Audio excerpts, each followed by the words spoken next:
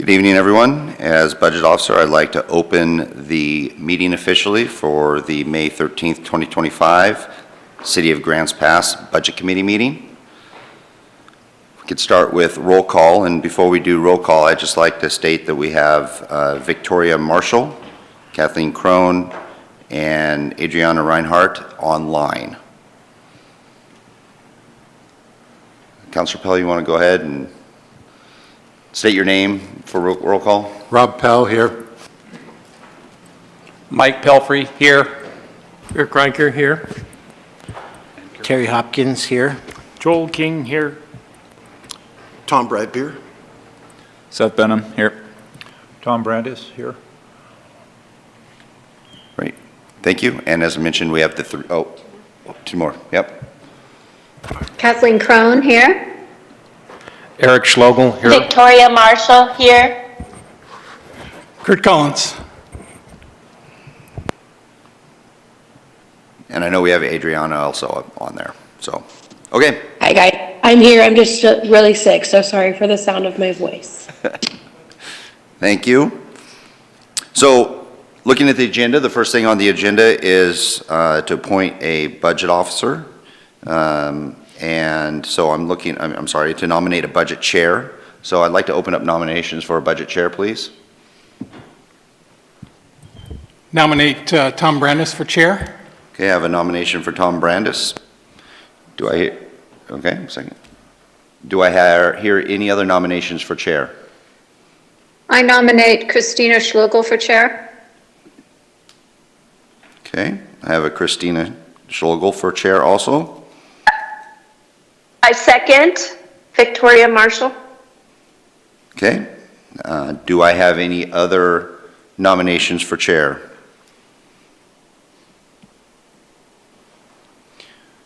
Hearing no nominations, I'll close the nominations. We have two nominations, one for Christina and one for Tom. Do I have a motion on the floor? And I think we'll do a vote. I'll just take a vote on the two.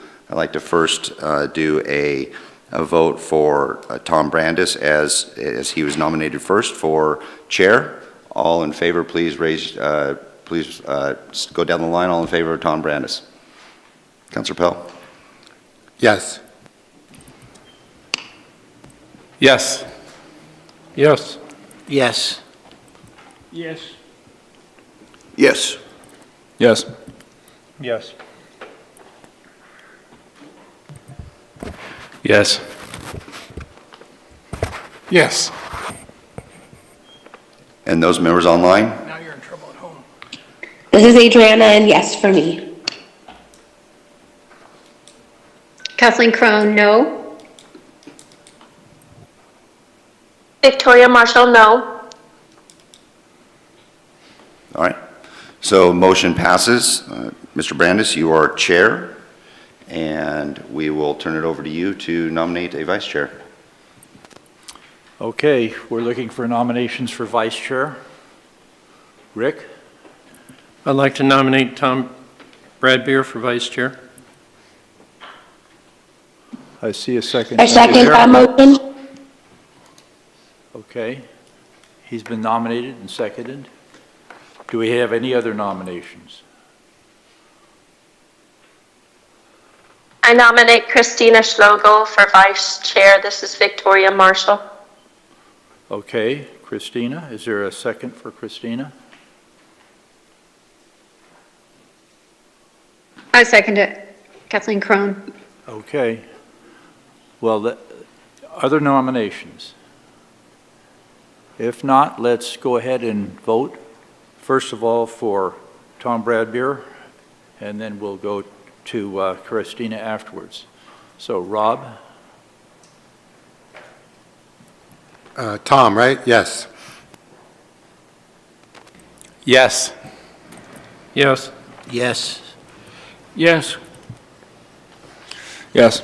Yes.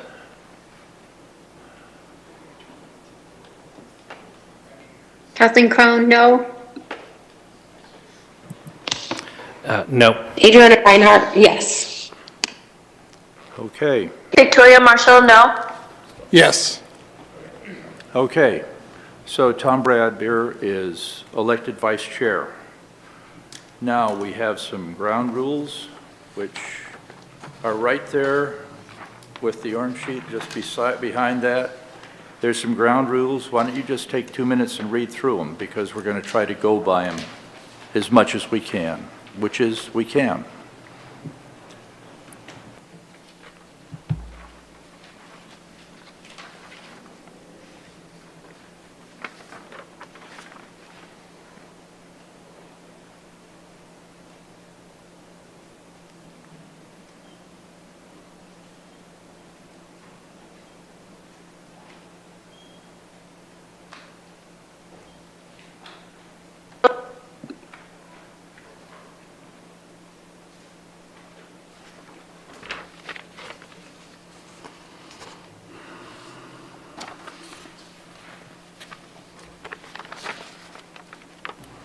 Okay, I'm sure you've all read them, so I think we're ready to move on to the delivery of the budget message. Chair, if we could have a motion to adopt the ground rules. Okay, sorry. Can we get a motion to adopt those ground rules? Yes, I make the motion to adopt the ground rules. Thank you, Mike. Is there a second? Second from Seth. Okay, let's go ahead and just vote them one down the line again. Yes. Yes. Yes. Yes. Yes. Yes. Yes. Yes. Yes. Yes. Okay. Ladies online? I'd probably agree with him, but I just can't see him on my screen. Sorry. They're not on the yeah. screen yet. Yeah, they're just on Yeah. paper. Okay. Thank you. I guess I need to abstain. I don't know how to, I mean, I probably do agree with them, but I haven't read them. We won't hold you to them. Thank you. Aaron?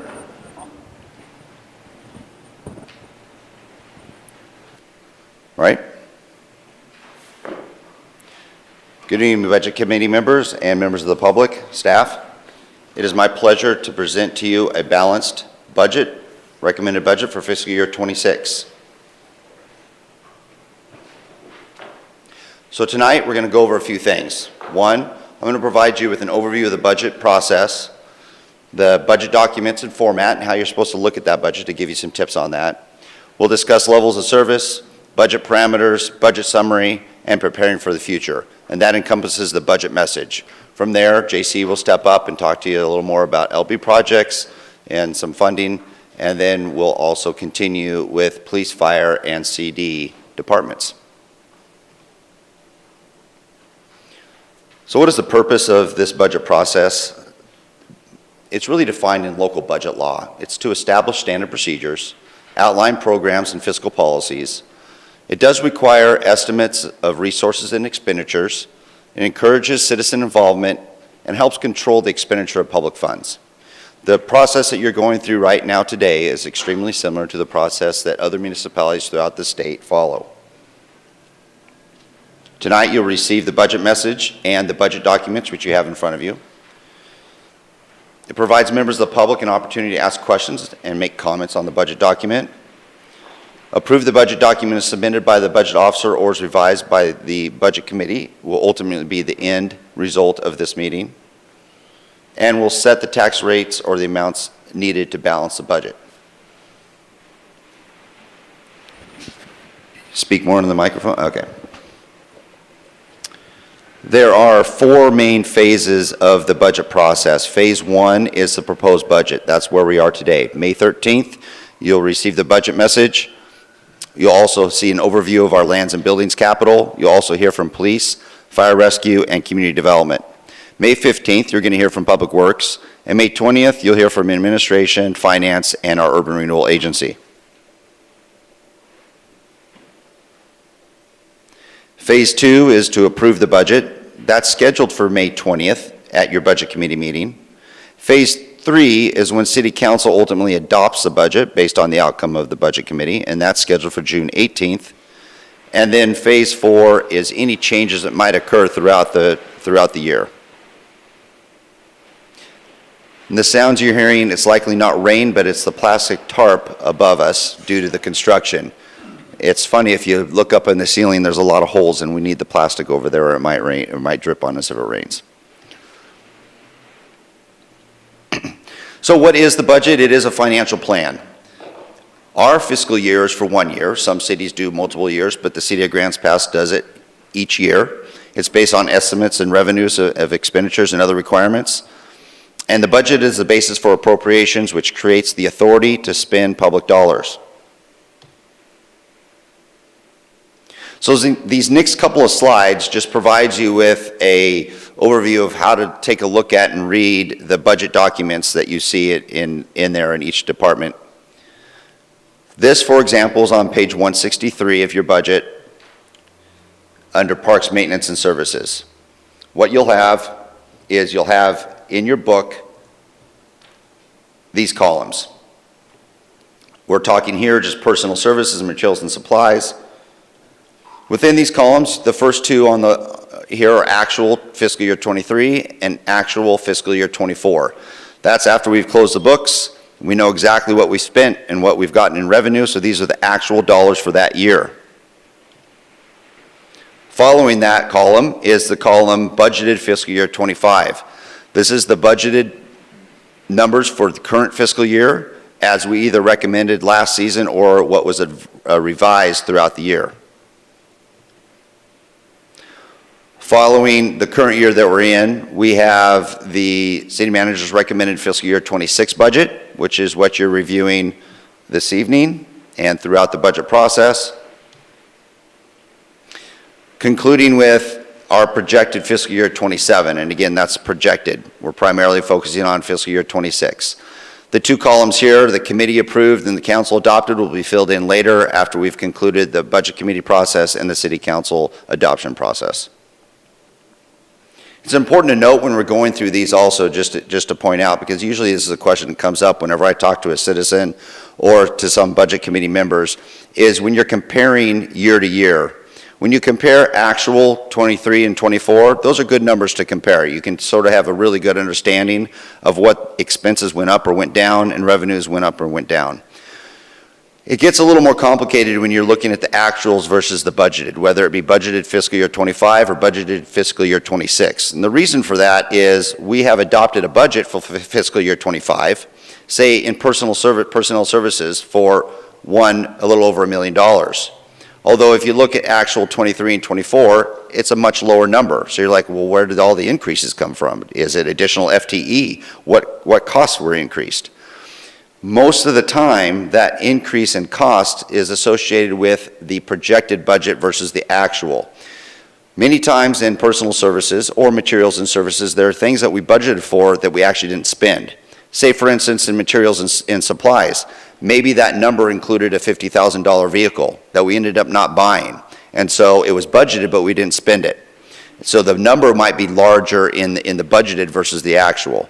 Same thing in personnel. Many times in different departments, we budget for full employees. And it could be we have a vacancy for 3 months or 5 months. And that's a savings associated with that, so there's not as much spent. So this, like personal services, we're expecting full employment, no vacancies. That's what it would cost us. But there are some savings sometimes, which is why it's hard to compare actuals with the actual budget, but it is a good guideline for you. Level of service is next on the agenda. There are really 4 main things that guide the budget document that you have in front of you today. Well, actually 3. There's level of service, there's the strategic plan, and there's financial policies. So it's sort of like a 3-legged stool. So I'll address the first, the level of service. When it comes to level of service, the city council, and what is the role for the city council? The city council sets policy direction and defines the level of service for programs and services. City council is the one that determines how often the streets are being swept, what type of parks and recreation services we have, what parks are open, how many parks do we build, public safety priorities, what kind of services do we provide from a public safety perspective. That's the role of city council. Council's decisions on level of service guide what we do and to what extent we do it. From a budget committee perspective, I'm pausing just for 1 second. Is there an issue with the sound? The audio sound is fine online, but in here it sounds weird. I'm wondering if you should do a handheld mic to see if that helps. I will try a handheld mic to see if that's better. Let's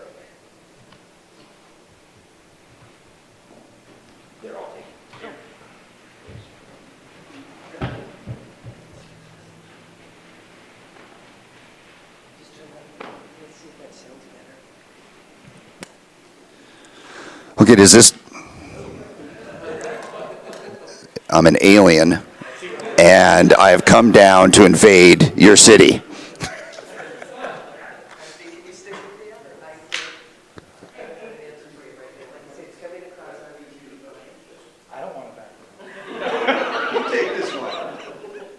Chief, you want to try that one and see if that one works for you?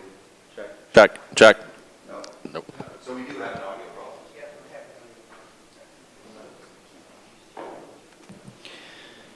If you'd like, I can speak louder. Do you? All right.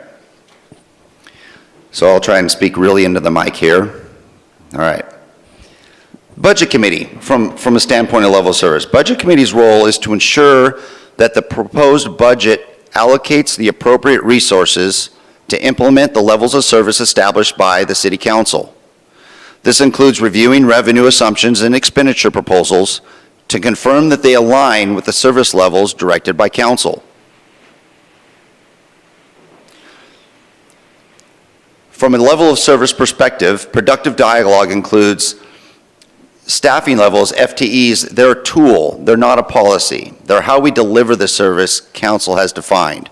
Questions around staffing or service delivery should be focused on how the budget implements Council's policies, not on redefining service levels from a Budget Committee perspective. If there is a strong interest in changing the scope of a program or service, that input should be flagged for Council to consider in a future policy discussion, not resolved through the budget process.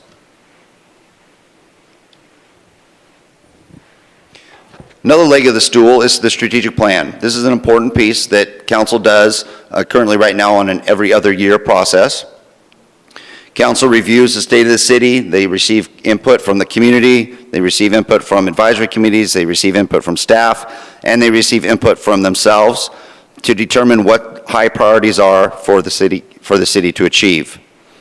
We develop that strategic plan. That strategic plan is then backed by a work plan, which helps define how we're going to accomplish that goal, what resources will be required to accomplish that goal.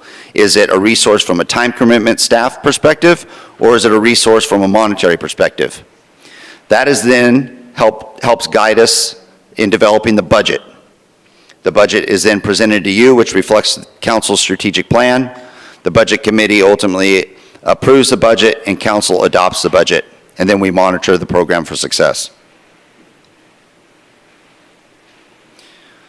Our strategic plan has 5 goals: public safety, fiscal stability, economic growth, housing and homelessness, and infrastructure, supported by 6 outcomes and 29 expected results, with 89 initiatives making it a living document. For instance, one of the things that came out of strategic planning this year is Council wants us to explore the feasibility of a municipal court. So staff currently right now is working on the basis, and Stephanie is hard at work at taking the lead on that and providing some information to Council so we can have some informed discussions on what a municipal court would do for our city.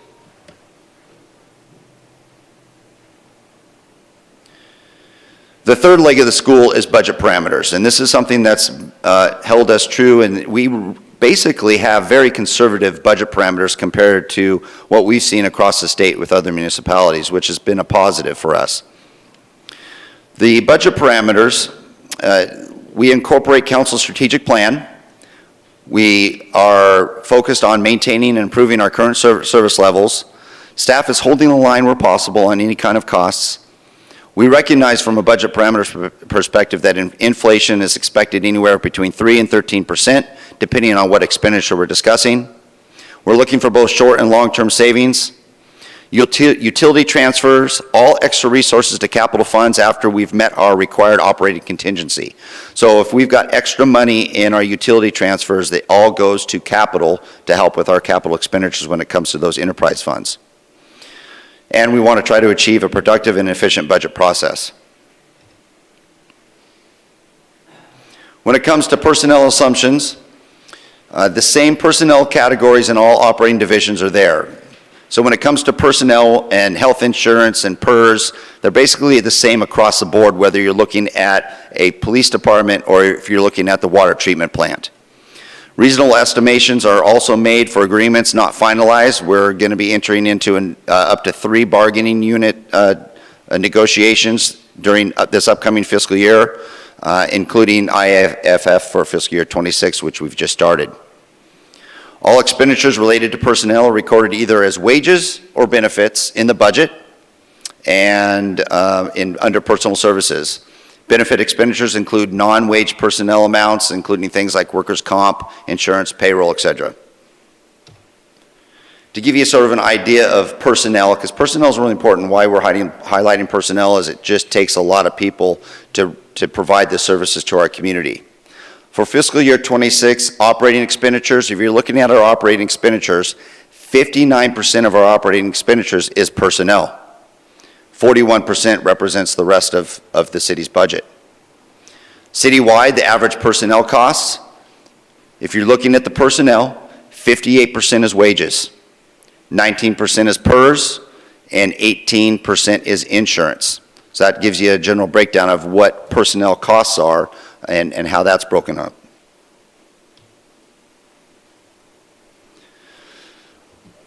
We've seen, and you'll see throughout this process, personnel is getting more expensive every year. It's going up. It's increasing quicker than the rate of revenue is increasing. Workers' comp premium costs have risen.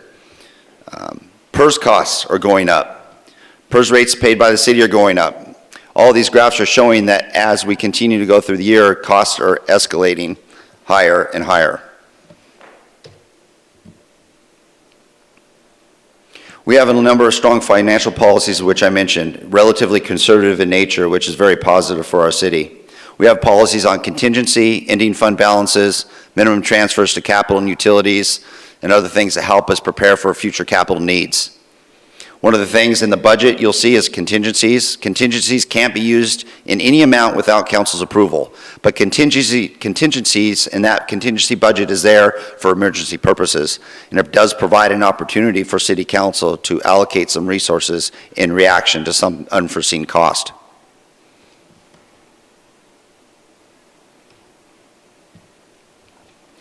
When it comes to our budget parameters, we're doing relatively well. Anything in green means we're within the financial policies. Say, for instance, general fund. Our fund balance should be 25 to 35% of operating expenditures, and we're meeting that goal. In facilities management, you'll see yellow, yellow, and red.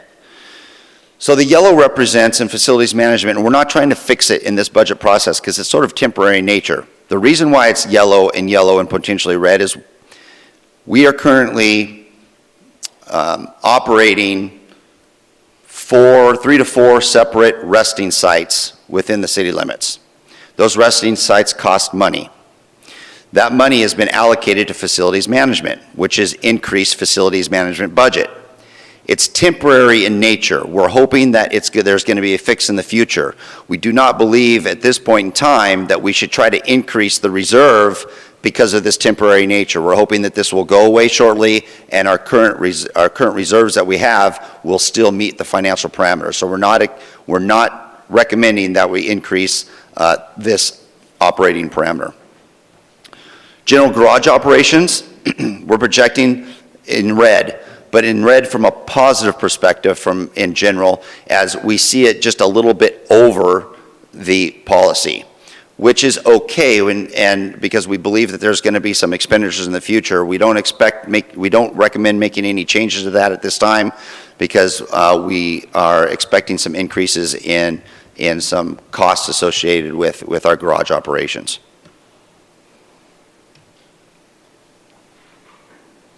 This just breaks it down again. If you look, and this is projected, so now we're out another year, fiscal year 26, we're doing good faith estimates. When we go into fiscal year 27, we're talking 2 years from now. Each time you go do another year, you get a little softer on your numbers, but this gives you sort of a window of what we're looking at. We believe in fiscal year 27, if things stay status quo with revenues coming in, expected expenditures, and as they're increasing, we see that the general fund will be out of parameter, estimated at around 13%. Transportation would be out of parameter at 17%. Wastewater would be down by just 1%. And then facilities management, 43%, engineering 15%, garage operations 20%, administrative services 2%, et cetera. So we're seeing that in fiscal year 27, we're going to have to sit down with council in fiscal year 26 and have some discussions on revenue expenditures. And we look forward to doing that. And actually, one of those first meetings is occurring June 30th, I believe, when we're going to be talking public safety. And we'll be talking about public safety service levels and revenues.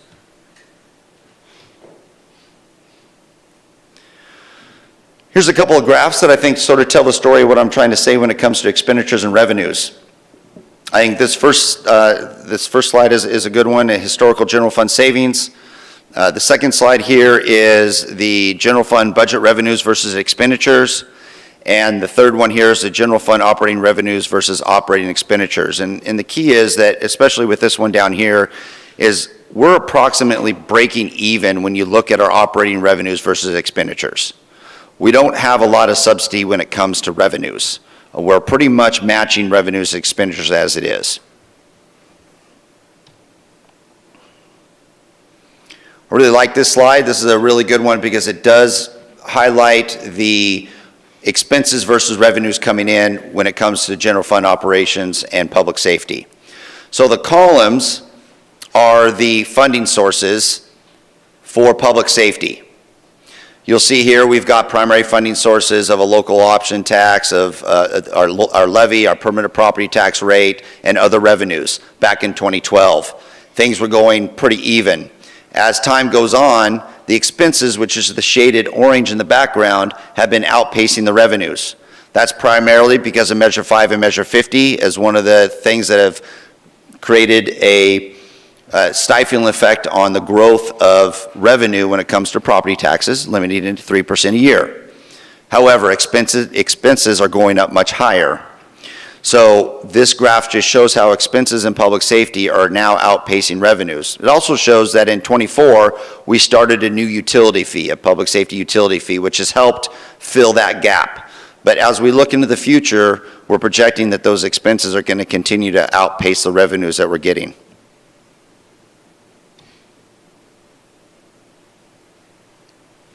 Noticeable changes for this year.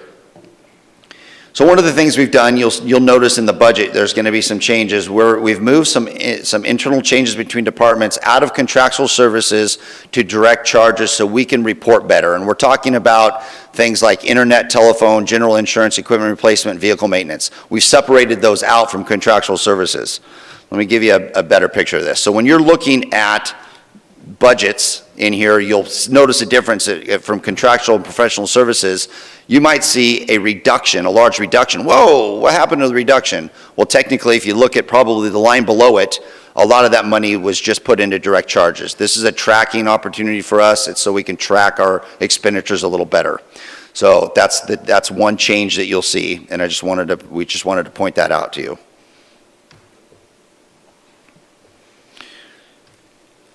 Little budget summary. So the budget in front of you today represents a total budget of $240 million. And that's on page 37 to 38 of your budget book if you want to take a look at that. It does have general fund, makes up 23%. Here's general fund right here. This is 23% of the budget, where the enterprise funds are 44% of the budget.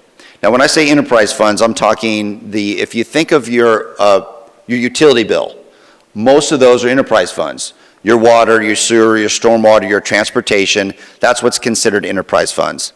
So that's the largest part of the budget, with general fund operations coming in second. As I mentioned, our total budget this year is $240 million. That's down about $15 million from last year. What does that represent? Well, the reduction is due to one main thing, and that is a decrease of $18 million in our capital expenditures with a refined water treatment plant timeline. So there's less capital expenditures for water treatment of $18 million projected, so that's the main reduction.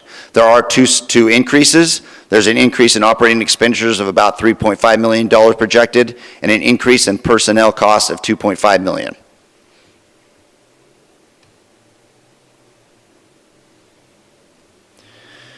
When it comes to the budget, in the budget book, on page 39, you have your summaries, which can be found towards the beginning of the book.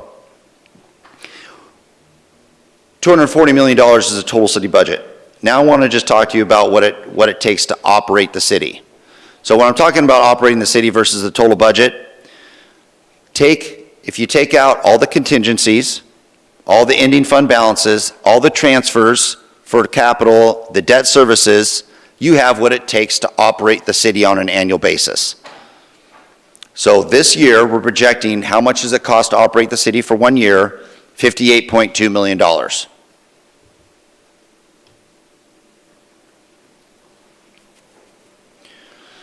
So with that 58, almost $60 million, this is sort of the breakdown of that. Where does the money come from to operate the city? 46% of the money comes from fees and charges. Again, I'm going back to the utility fees. That's the large portion of those revenues is your utility bill. The second biggest revenue source for the city is our property taxes at 36%. So that represents about $23.2 million, this 36%.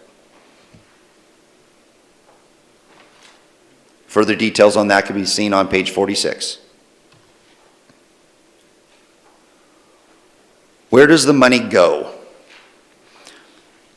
So 58.9%, approximately $34 million goes to personnel services, with contractual services being about $8.3 million. Here is the second largest at 14.21. So of the operating dollars for the city, that 40, so it's sort of that dollar amount that we're looking at, that $60 million, we're looking at over 50% going to personnel. It just takes people to do services. It takes police officers on the street, firefighters on the street. It takes our sanitation wastewater to operate a wastewater treatment plant. It takes people.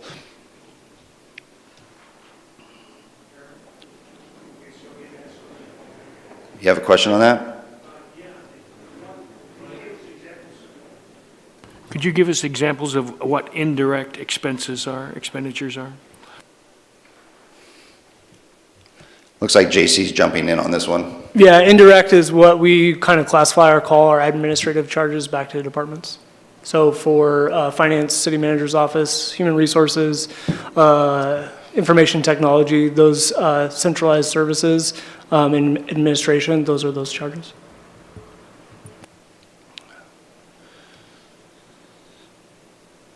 So operating costs by program, there's another slide also that'll highlight this also. This is shows sort of our largest departments. Police is the largest operating cost. The reason for that is they actually represent the largest FTE for the department. And then there's fire, and then followed by community development and water and wastewater and stormwater and stuff. So police and fire are our largest, but that is because that does represent the largest FTE.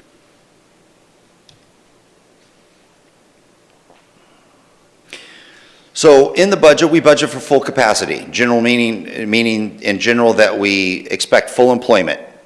And sometimes, though, departments do turn back savings as full capacity is not always used. I think right now we have like 15 full-time employee equivalent open positions right now, maybe 13. We're always recruiting for police officers or dispatchers or firefighters. We're always recruiting for a number of different positions. So we have openings, which does create some savings that gets turned back to the general fund, or it gets turned back to the enterprise fund if it came from one of the enterprise funds. The operating budget for fiscal year 26 is up $3.5 million from fiscal year 25. And that's due to some competitive wage adjustments and contracts increased cost of PERS, which I mentioned earlier in a slide, and some expected inflation.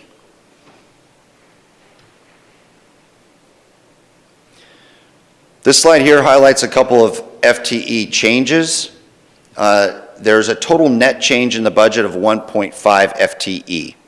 I'll go through and break these out. So if you see a number in parentheses in these columns here, it means it's a minus, not a positive. So we're looking at having 2 water ops meter readers. We have been struggling with our meter reader contract for the past couple of years, and we've gotten to a point where it's no longer sustainable. So staff looked into all of our options, looked into continual contracting, and looked into bringing on this service in-house again, and it was most cost-effective for us to bring it in-house. So this will be a better service that we're providing to our constituents and to our internal organization, and we'll be doing it more efficiently and effectively. We've got a utility worker 2 wastewater collection, a municipal service specialist parks, but a municipal service worker parks -1. So what we're doing here is we're taking a municipal service worker parks, reclassifying to a specialist. So there's no additional FTE. Utility supervisor water distribution versus utility worker 3 water distribution, it's the same thing. We're taking a current utility 3 water distribution and making it a utility supervisor water distribution, so there's no FTE increase. One of those reclassifications, and the reason for that is because we have taken on the meter reading in-house, and it's requiring additional supervision and a new job description for the individual that's going to be supervising that. We have GIS coordinator going to supervisor, and then we have a -1/2 of a administrative support specialist in public works, and full FTE reduction in our Firewise coordinator, which was grant funded through the county.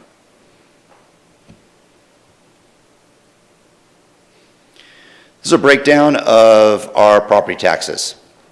We have a permanent property tax rate of 4.13 per thousand, which brings in $16.5 million. And we have a public safety levy of $1.79, which brings in $7.6 million for a total of a little over $24 million that goes to the general fund.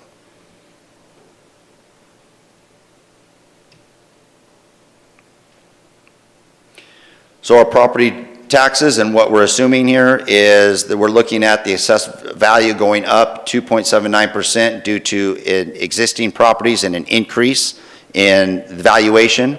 We're also seeing a 1.76 increase from new construction, so that's a positive that we're seeing new construction that's also helping to increase our tax base.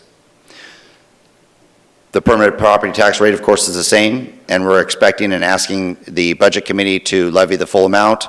And then the public safety levy is at $1.79. We will be in our second year, and we'll be asking the Budget Committee at the end of this, in your last session, to also be approving that at the full levied amount. Other general fund revenues, our business taxes are up slightly. They're connected to a index. Our franchise fees are relatively flat. Our fee in lieu of franchise fees are slightly up. Our state revenue sharing, like our liquor tax and cigarette tax, are down slightly, and our investment interest has been relatively flat. Total general fund discretionary revenue is $7.3 million.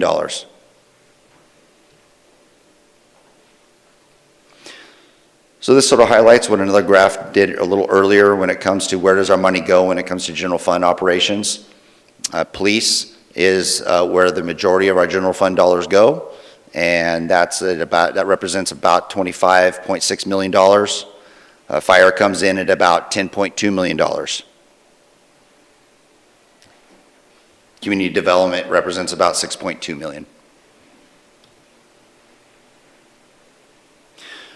So there's this slide here, which I'm going to show you also in comparison, and keep this in mind in comparison to the enterprise funds. This is the general fund, and I mentioned general fund operations just takes a lot of personnel. Where the money goes when it comes to general fund operations is the large portion of it goes to personnel. The rest of the items are there really supporting the personnel and what they need in the streets or in the office, wherever they are.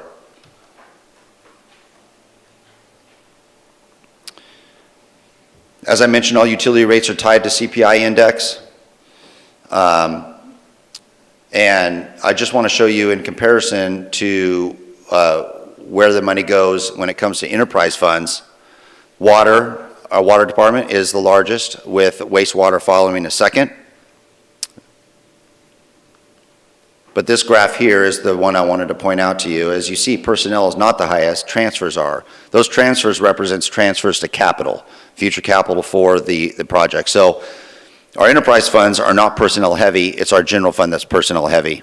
It's absolutely amazing to think that our water treatment plant that provides water to all of our constituents and people visiting have a total FTE of six FTE to produce water for this whole city. That's insane. And so the cost of our enterprise funds are primarily in the infrastructure established in order to create the service that they're needed. So preparing for the future and what we're looking at. Some actions that we've taken to keep costs down. We've done a number of actions in recent years. When it comes to our policies, our ending fund balances for general fund, council's looked at and reviewed and revised. Our contingencies for general fund and utilities and internal service funds have kept us healthy. JC and I were talking, I think it was this week, about how we saw in some of the downturns of the economy how some of the cities reduced their general fund policies, and they went from 25% to 10%, and they've never been able to climb out of that 10%. Where the city of Grants Pass was very conservative with their policies, and we're still staying strong. That's extremely important when it comes to our bond ratings and our interest rates that we get. So having that strong reserve has kept us very healthy. We have good investment policies and a very effective financial policy, a very sound policy. We are a high-performing organization. We're data-driven. We empower our workforce. It helps with public trust, transparency, and it helps keep us resilient and agile for future operations. So looking at the budget, we tried to sit down and sort of figure out what are our challenges ahead. We've got some challenges and trends specifically for fire, rescue, and police that we think are important. We're in our second year of our 5-year public safety levy. That's great. We're passing public safety levies. One of the negative is it's a levy, and it's got a term associated with it. And that money is there to operate a permanent program. Usually you want to try to match permanent resources with permanent programs, temporary resources for temporary things. Levies are great for capital, but not the best for operating because you always have to go back and get voter approval, and it's a question on whether or not that'll be re-approved. Service availability from the county is something that we're concerned with, and what that looks like. We rely on the county for our criminal justice system. We rely on rural patrol. We rely on the jail and the district attorney and juvenile. The health of their programs affect the health of our program. We have population surges in Grants Pass. We may be a city with a population of 40,000, but we're also the county seat. So we see a large influx throughout the day and throughout the tourism seasons to where our services that are serving our community are much greater. Expanded quality and quantity needed to serve a growing city, collaborating with newly established Josephine County Fire District, and how that goes we're looking forward to seeing where that goes, and exploring new avenues to help alleviate EMS needs of the community. We're seeing EMS needs as a potential future issue of discussion. When it comes to community development, the pace of commercial and residential permitting remain relatively slow for fiscal year 25.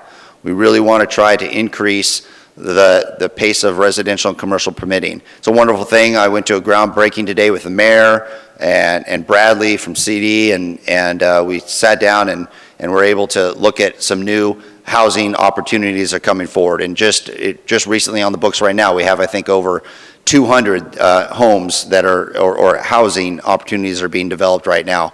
And that's just in the short term. We've got a lot more on the books moving forward. So that's something we really need to move forward with. Middle housing and how that's affecting the cities throughout the state and how we adapt to that in order for us to make sure that we're able to implement middle housing. Future job earnings and growth from an economic perspective is something that we need to look at and make sure that we're strong and stable and that we're growing as a community. And then, of course, the Parks Division and the challenges related to that. We have Dollar Mountain, which is a great resource for recreational opportunities and has been said to be a great destination activity, and we've seen that. But it also comes with it new challenges when it comes to servicing and providing the appropriate resources for that to maintain a great resource for the community. When it comes to public works, we have a number of infrastructure obligations that are ahead that are very significant, including the replacement of our water treatment plant, planned replacement needs for other utilities, changing regulatory environment, which is always an unknown, but usually comes at a greater cost than it did in the past. Funding challenges associated with general fund facilities like City Hall, Hillcrest Fire Station. Those are things that are going to be challenges in the future, along with declining transportation funding that we're seeing at the state level that's also affecting us locally.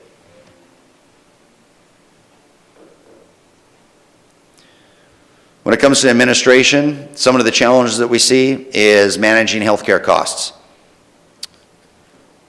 Future periodic costs when it comes to delayed contributions to infrastructure and equipment needs and how that's going to affect us. Future negotiations with laboring organizations and our bargaining units and PERS rates and how they're going up.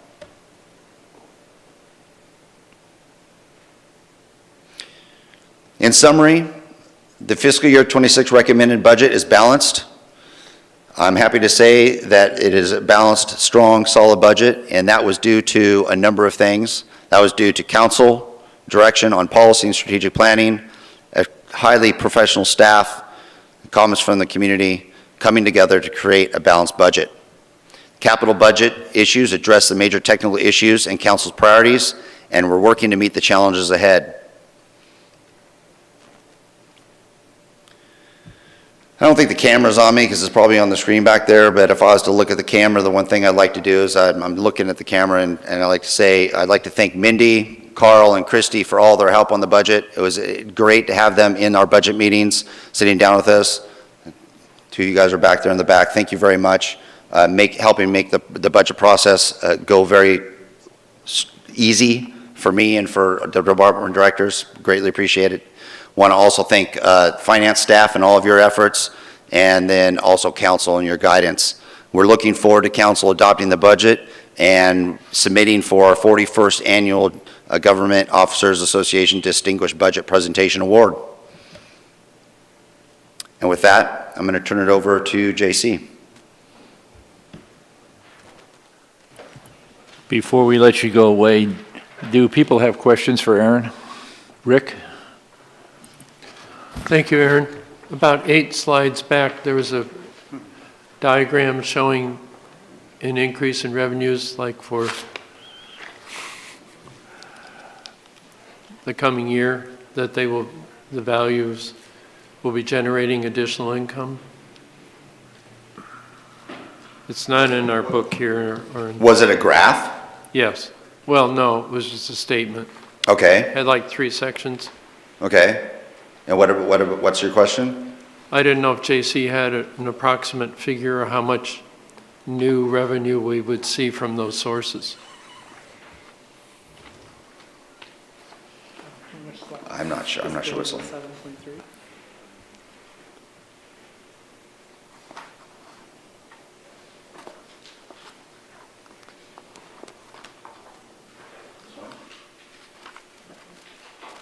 Is it this one, Counselor? Not sure. What's one before that?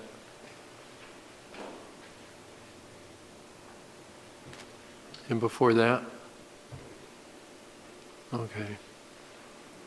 No. Okay. Never mind. Thank you. Joel? And I don't expect you to answer it this evening on the fly. You had a statistic on the personnel costs. What % are they of the total operating budget?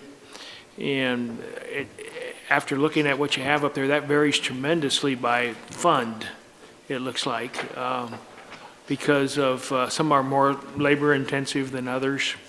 And I just wondered what the percentage of the operating budget for, or the general fund is taken up by personnel. You don't have to answer it tonight. You can just bring it to the next meeting.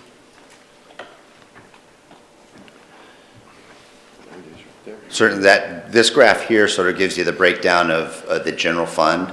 So, and the that's personnel over costs. 75%, or is that, what is that, 75? We're about, I think, around $28 million for personnel. Over the 28 million total. out, and then what's the total expenditure for the, It's on page 38. okay. I apologize, I could have calculated it myself. It's called being lazy. 37.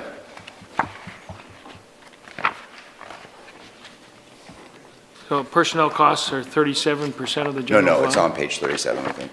Oh, on page 37, okay. JC's I was getting his gonna say, that calculator doesn't out look to right. answer that Okay. question for you. Okay, thank you.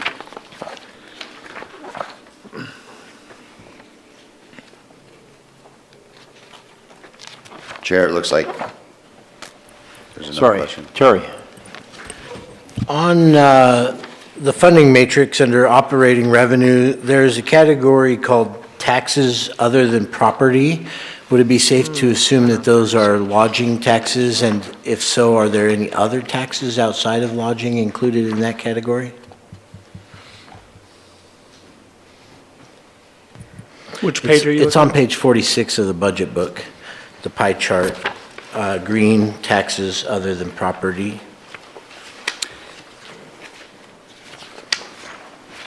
So I'm going to flip you to another page, to page 35.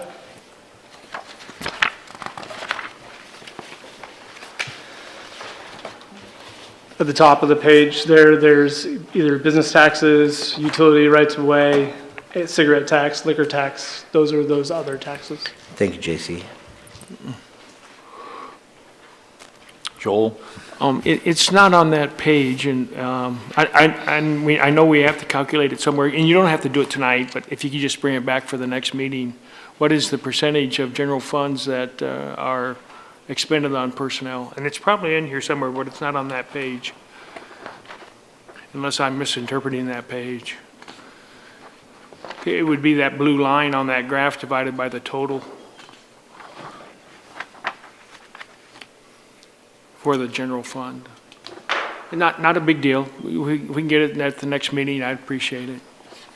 We don't need to waste everybody's time tonight or keep everybody here waiting. I'm sure I have for somebody it. in the back who could do the math really quick on that.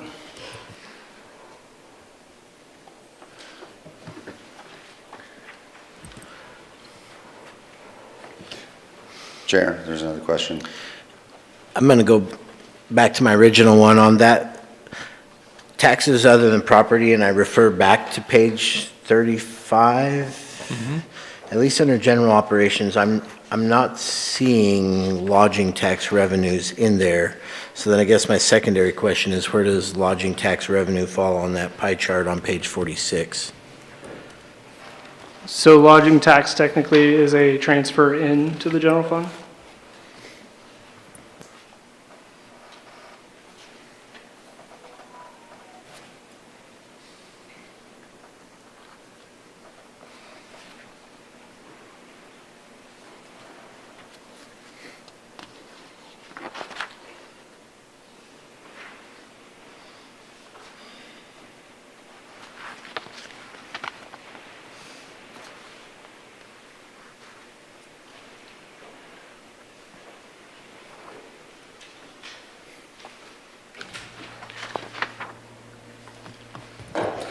So page 289.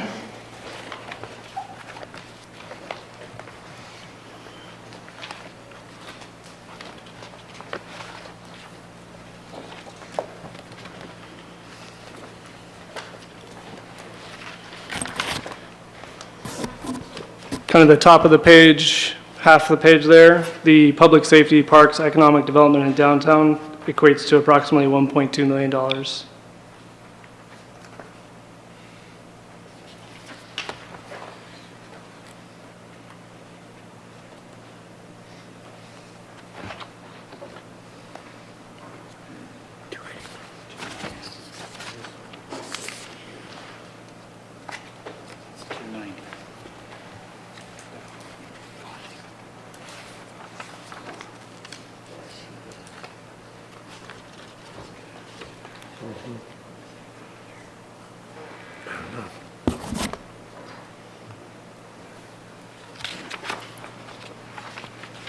Is your question been answered?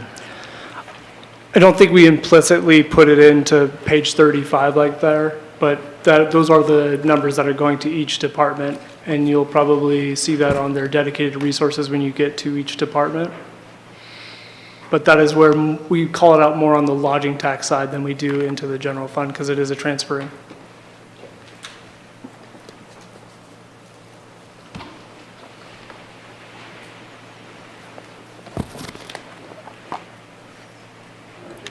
Shall we proceed? I think we're kind of stuck on that. JC?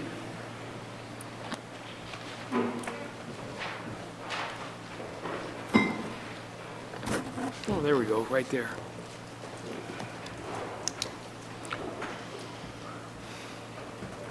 Just to check, do I sound like a robot? 16. No, okay.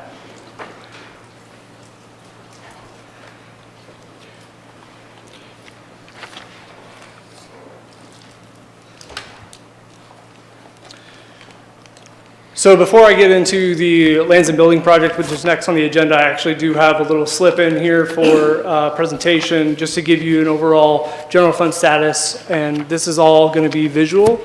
There's not going to be any words, and there should be a handout on your dais with all of these charts and graphs, and Aaron kind of went over some of them previously, but I want to go further in depth with that because I think there is some potential misinformation out there as to potentially where the general fund sits, and maybe we're being too conservative as far as the staff and or policy board. So I just wanted to kind of highlight some of the things and kind of tell it through a series of pictures and stories and graphs. So the first one,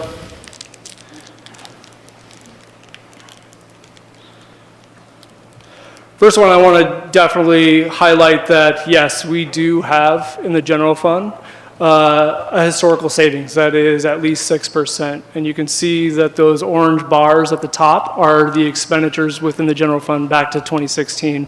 And that red line is the actual expenditures in the general fund. Now, we are removing the contingency and transfers out because those are considered non-operating, and so these are more or less the operating charges. So what it takes to run police, fire, planning, parks and recreation, et cetera. These are our historical numbers over the last few years.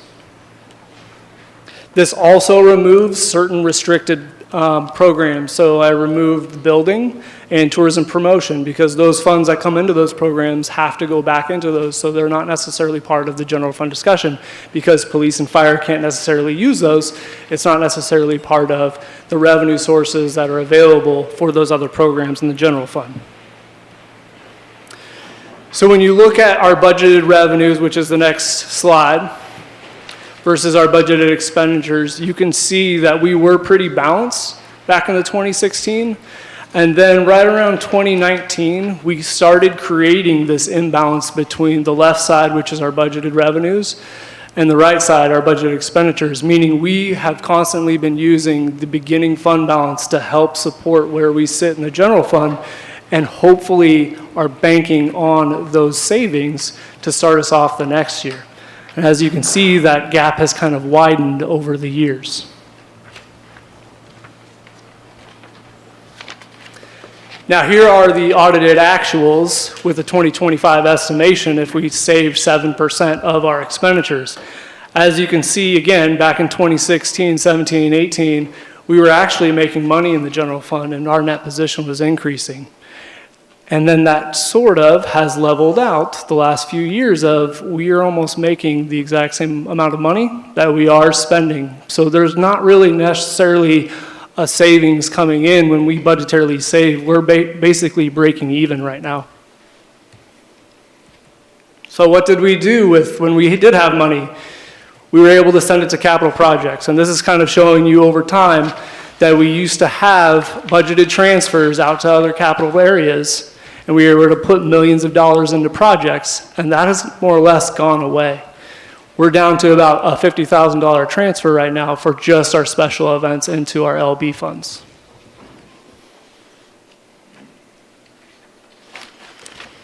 So what does that look like all together? So the blue kind of shaded area is all of our operating revenues, our current revenues.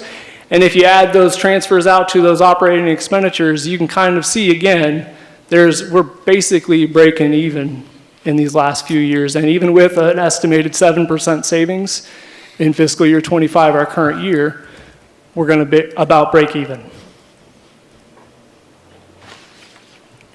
So is that budgeted or expended? Those are the actuals, so there's not a budget in these numbers. So that's a good question, because that leads me to my next slide. How does that stack up against the budget? So these orange bars are actually what we budgeted to spend as far as operating areas in the general fund. The red are our actual expenditures, so you can actually see the savings that we were having early on. The blue are our actual revenues. Over time, you can see the discrepancy has been of we are budgeting expenditures above our revenues, and even when we have those savings, we're basically breaking even. So then some might say, well, are we not budgeting revenues properly? So yes, we are conservative. That's where we budget revenues. Most of the time in financial planning, we recommend you budget at a level and then hope that your revenues come in slightly above that position. So as you can see over time, that's exactly what we've been doing, and that's all the way back to 2016. And there's not a huge discrepancy in where we're budgeting and the revenues that we're actually bringing in. And I think even last year we asked how close are we getting in property tax valuations, and I think our margin of error has been less than 3% almost every year. So that was my end of my slideshow for the general fund, and I'll take any questions you may have regarding what you may have seen.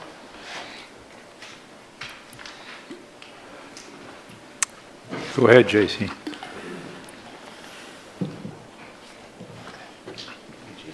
Yeah.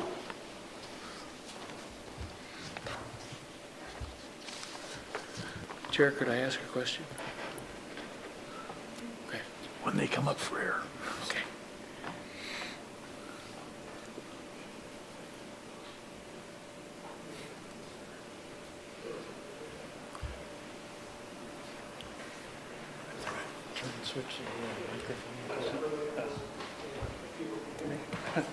So we're going to try an experiment here. I'm going to operate the slides. He's going to use that podium mic, and we'll see if that solves this issue. If not, he'll come sit over here, and we'll do it that way. So Joel has a question. You have 2 minutes. J.C. Riley, Finance Director. Joel has a question. Yep. Oh.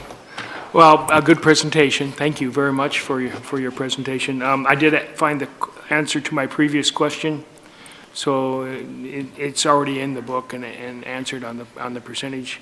So I was wondering on the last slide you have the general fund budgeted versus operating revenues. It seems like if the budgeted amount is over the operating revenues, there should be a correlation then with the carryover, or is the carryover part of the budgeted, part of the GP budget? Can you show me which slide you're just... Sorry. The general fund budgeted versus operating revenues. So the blue on blue? Yeah. Yeah, so that's just showing that when we project revenues, we're actually getting pretty close, and that does not include our beginning balance. And so part of that usage of that beginning balance is what I was talking about, is that imbalance that you really see our budgeted expenditures to keep our current level of service really are surpassing our current revenues. Okay, so then that percentage of our carryover would go down. Correct. So every dollar that we've had in beginning balance becomes less valuable in percentage in the future because our expenditures are increasing. Okay, thank you.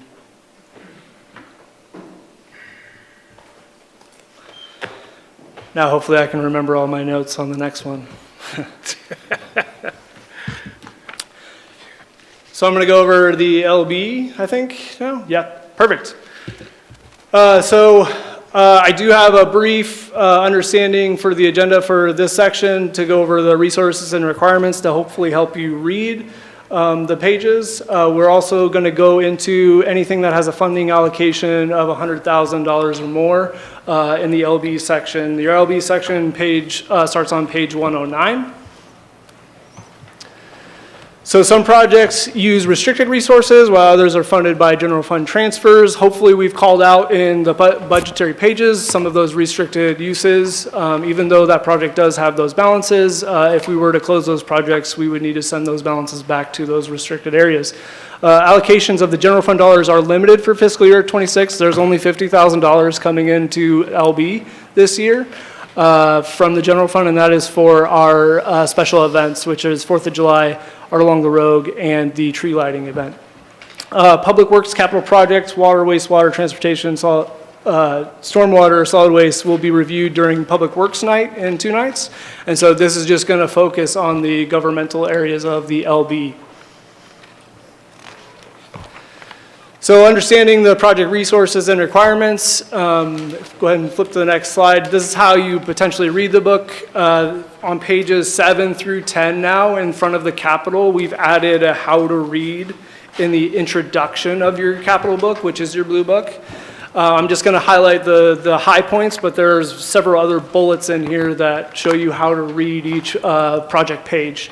The first is we wanted to highlight the year in which we're talking about, which is on each of the projects, the orange column.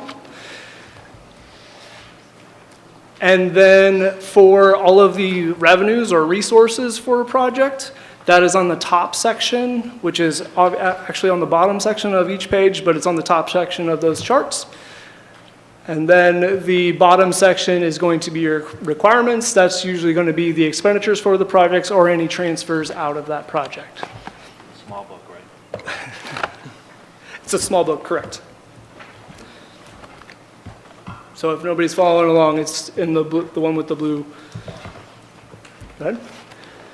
So we're going to review all the lands and building capital projects, receiving new funding allocations of $100,000 or more, and all of the new LB capital projects. And luckily, they fit within the same criteria of $100,000 or more. And then we're going to go through the basic project description and budget along with the funding sources.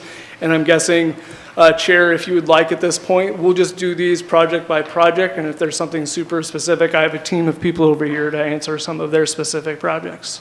Sounds good. So the first is our LB00, which is on page 115. And this is just the fund's general project. It holds the interest for the fund as is collected here, as well as it handles some of the overages, the small underages and overages of each of the project, and kind of smooths out those basically as an internal contingency. What you'll notice on this is we do have $6.2 million coming into this project from the URA. That is just a placeholder for this project. We don't have a true project identified for that $6.2 million to go to. That is just to give the URA maximum flexibility to give the city funds if there is a project that comes forward. So again, it's just budgetarily right now not actually identified as a true project. And I'll take any questions on this. Rick? Thank you, JC. On page 115, it says the lodging tax in 2024 only brought in $15,000. Yeah, so this is actually previous to 2024, so this could go back several years, back to 2009. There may have been some lodging tax dollars that came in here several years ago. It hasn't gotten lodging tax money in a while. It's just we show it there because at one point it did. It's your other folder. Okay, so this isn't, okay, thank you. Other questions?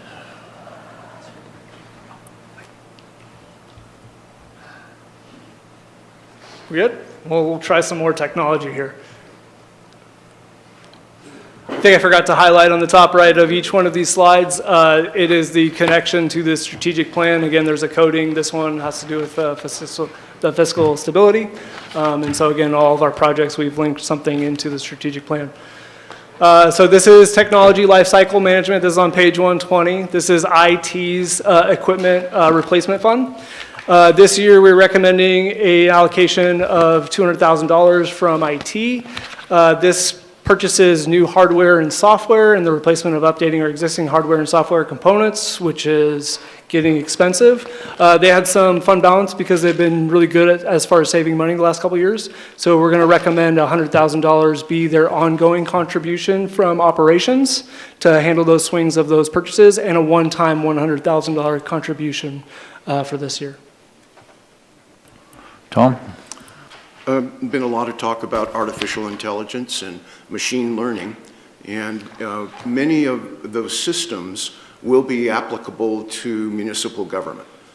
Certain functions will be affected earlier than others, but the promise of artificial intelligence is very significant in increasing productivity and eventually reducing cost.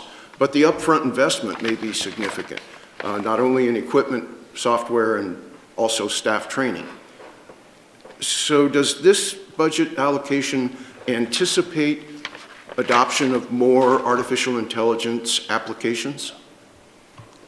So this isn't necessarily my area, that we have an IT manager for that, but I would probably say at this point, probably not. This is more hardware, servers, things that need to be replaced. Obviously, as a city, we look for any kind of efficiency that we can garner from any new technology. Is that the wave of the future? I'm pretty sure some of us write some of our recommendation letters or other things with GPT as far as the helping point. So again, I think we are seeing some of that utilization. I don't think we're there as a full citywide approach yet.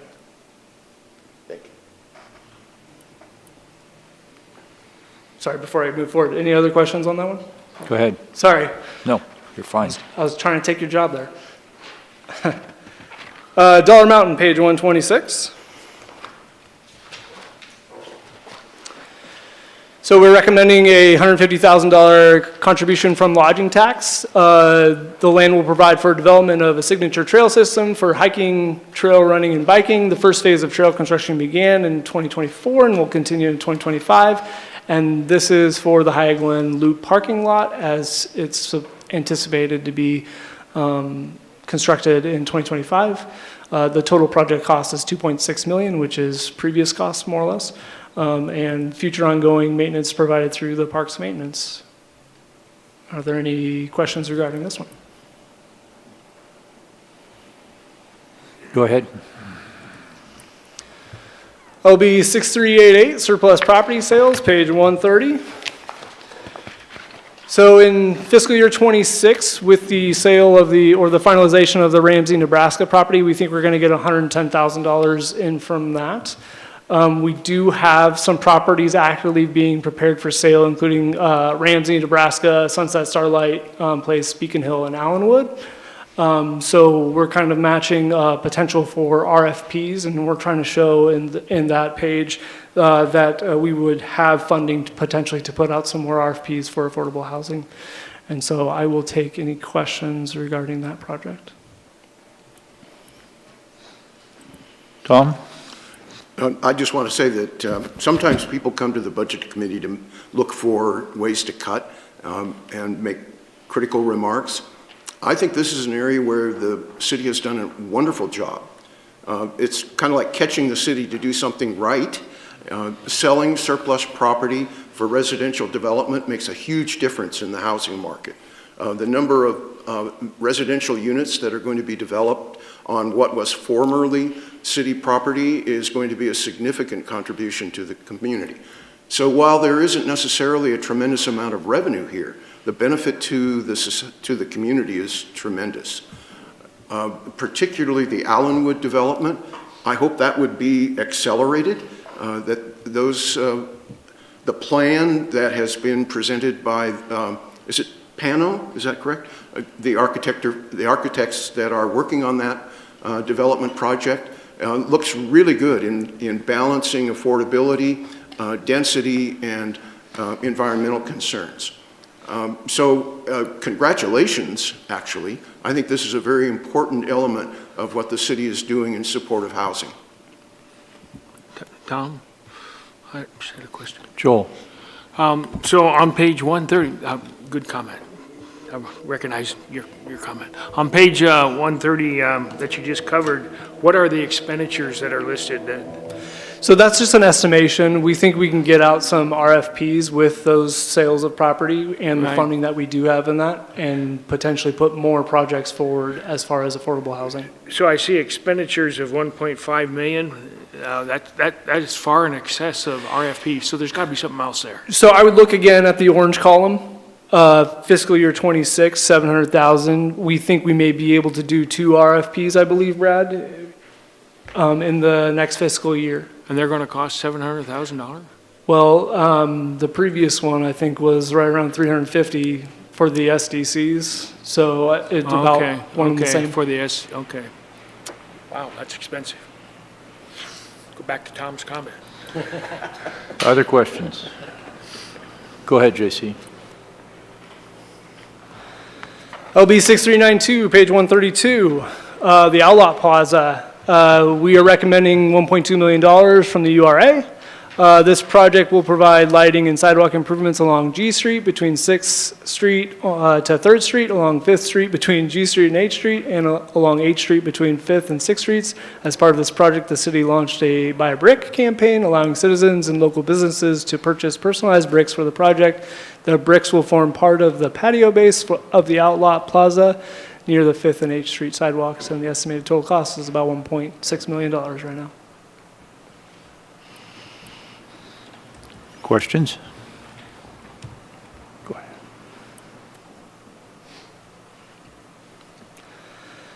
Page 135, LB 6396.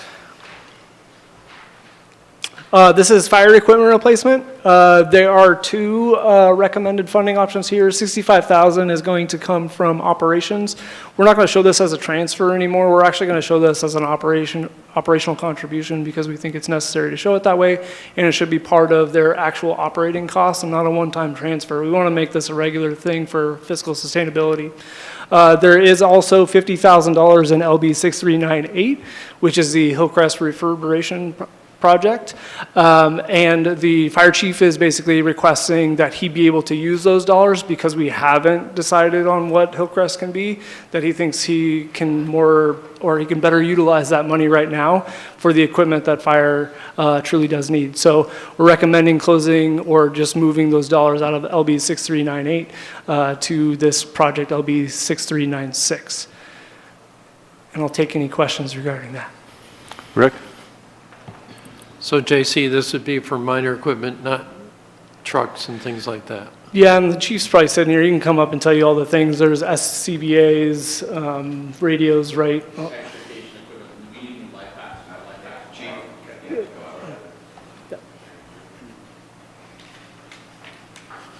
Thank you. So extrication equipment is outdated. Cars are outpacing what our extrication equipment can do, so that's expensive. More importantly, our life packs, our life-saving EMS equipment is becoming outdated. So planned obsolescence, right? Business plans, they always they're like, hey, well, we don't want to service those anymore. So we have to purchase new ones, and they're extremely expensive. Okay, thank you. No problem. Other questions? LB 6440, large park improvements, page 149.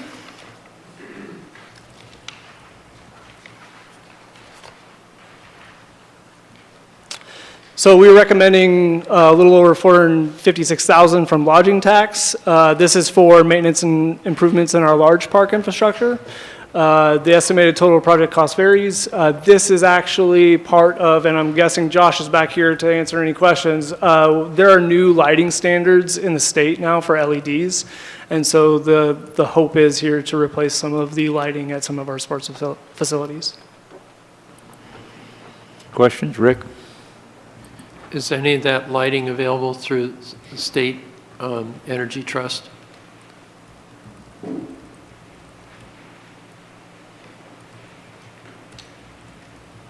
With basically any sort of upgrade where you're switching from one style to a more energy efficient one, Energy Trust does offer some sort of rebate, but they're minuscule compared to the actual cost of the projects. Okay, thank you. Go ahead. With this project paired with Dollar Mountain, does that change the anticipated expenditures for tourism-related facilities through lodging tax collections, or is the budgeted amount in 2026 enough to cover both of this and the Dollar Mountain project?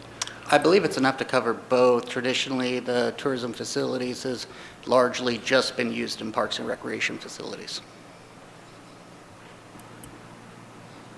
Other questions?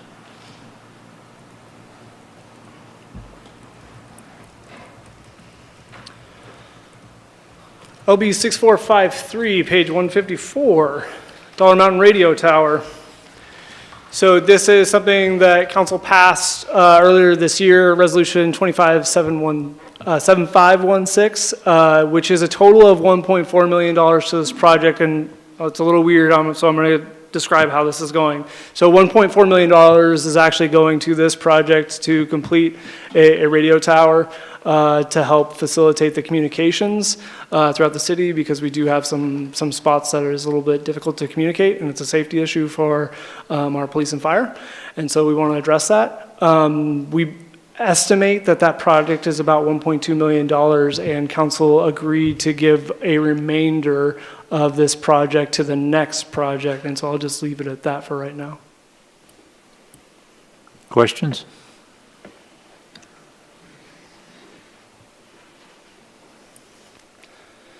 Very next page, 155, LB 6454, the surveillance camera system.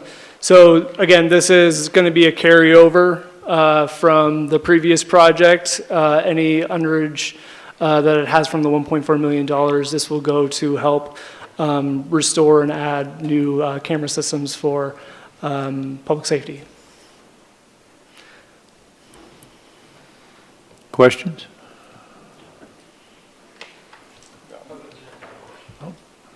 Sorry, Joel. So refresh my memory, these are these the ARPA dollars? That is correct. So Okay. the pool money was reallocated to these two projects, Cool. more or less. So we need to get those allocated then and spent in a timely manner. Not really. We've already taken the remaining balance as revenue loss. It is within the city's right to put them towards project. Again, we've kind of recommended as a staff to make sure that we stick with the ARPA mantra, more or less, and put them towards projects that they were intended to go towards.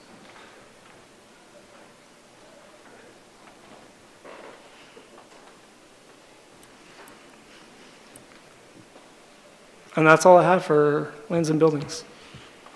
Are there any other general questions regarding lands and buildings? If not, I will turn it over to the police chief next. And I don't know if you want to do it up here? Okay.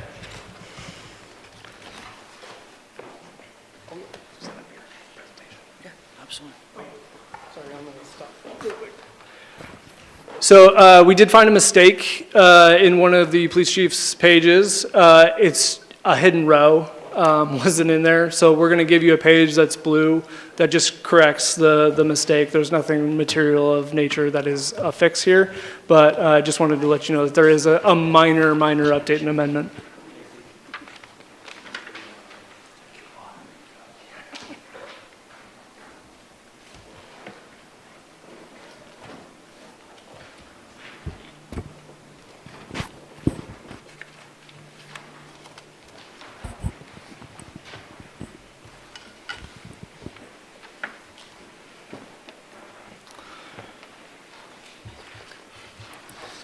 Welcome, Chief.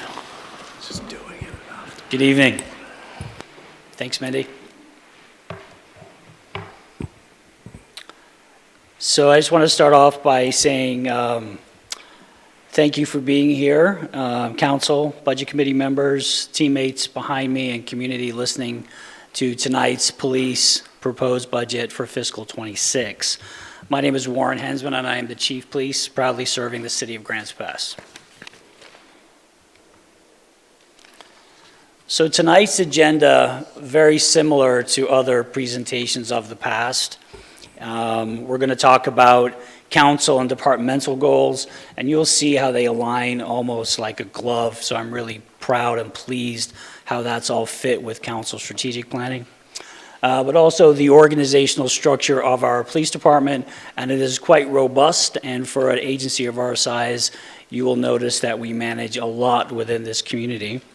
We'll have a budget summary, and then we'll go into the agency overview, which is our police operations, support division, our crisis support services, and of course our sobering center, and then conclude with service level commitment and summary. So just moving on to council and departmental goals.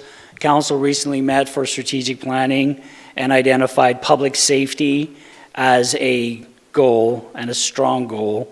Grants Pass has a safe, vibrant, and healthy neighborhoods and communities. Grants Pass residents, we want them to feel safe across the city and in their neighborhoods.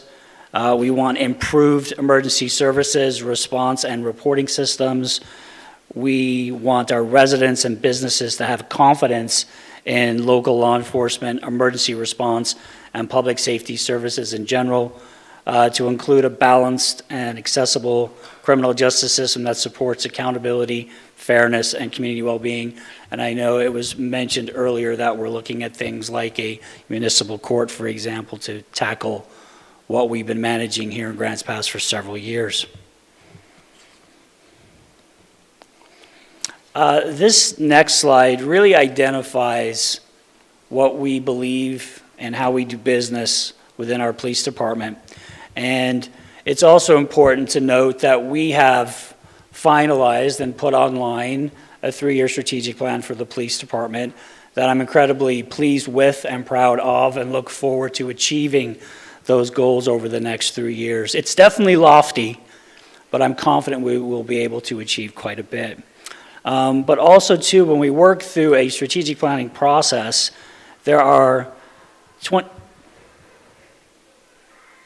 wasn't sure what was going on, so that's the police officer and me getting ready to respond to loud screams to the rear.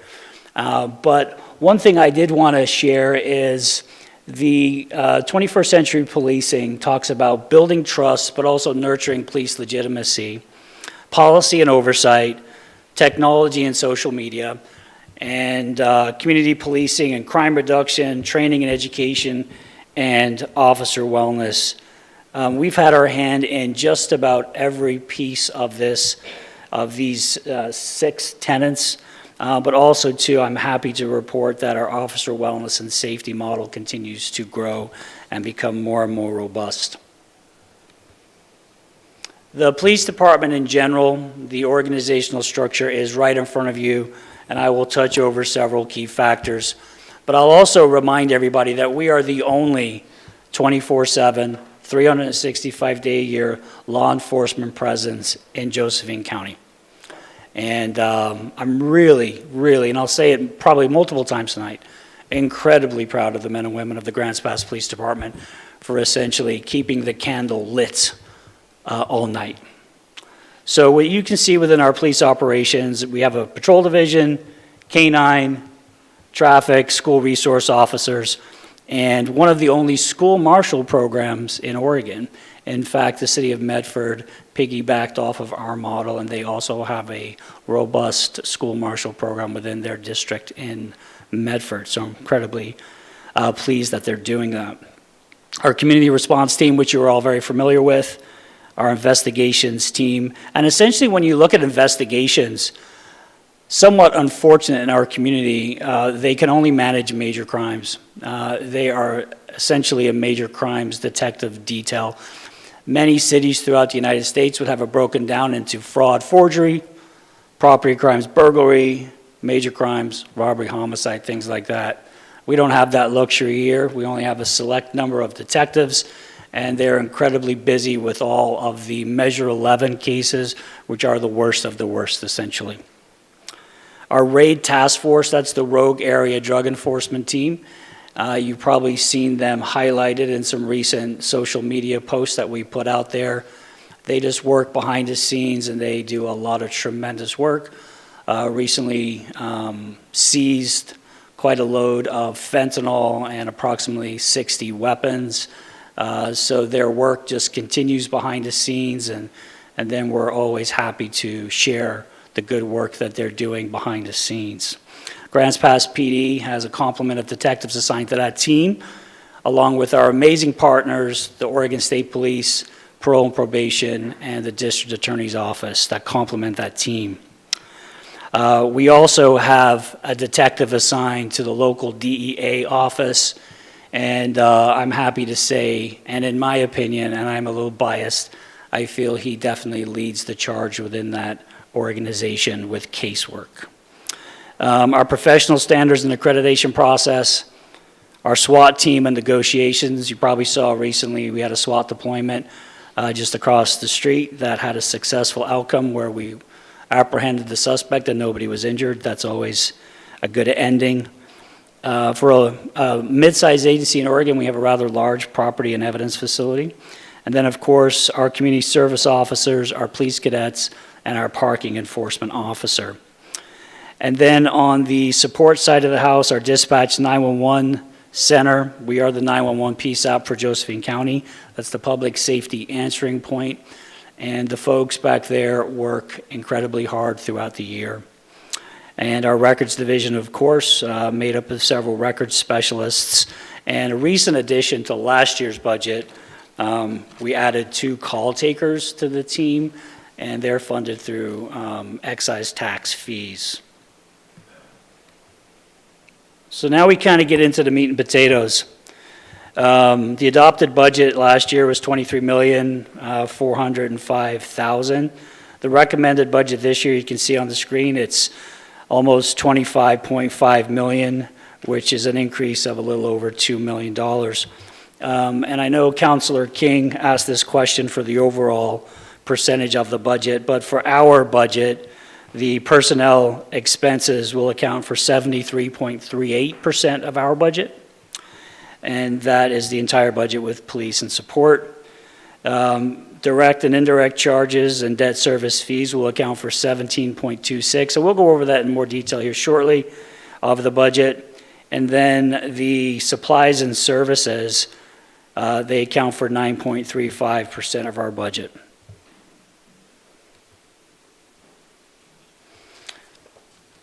So in front of you, you see the jump from year to year. And I know JC was talking about ending fund balances and essentially kickstarting the new fiscal year.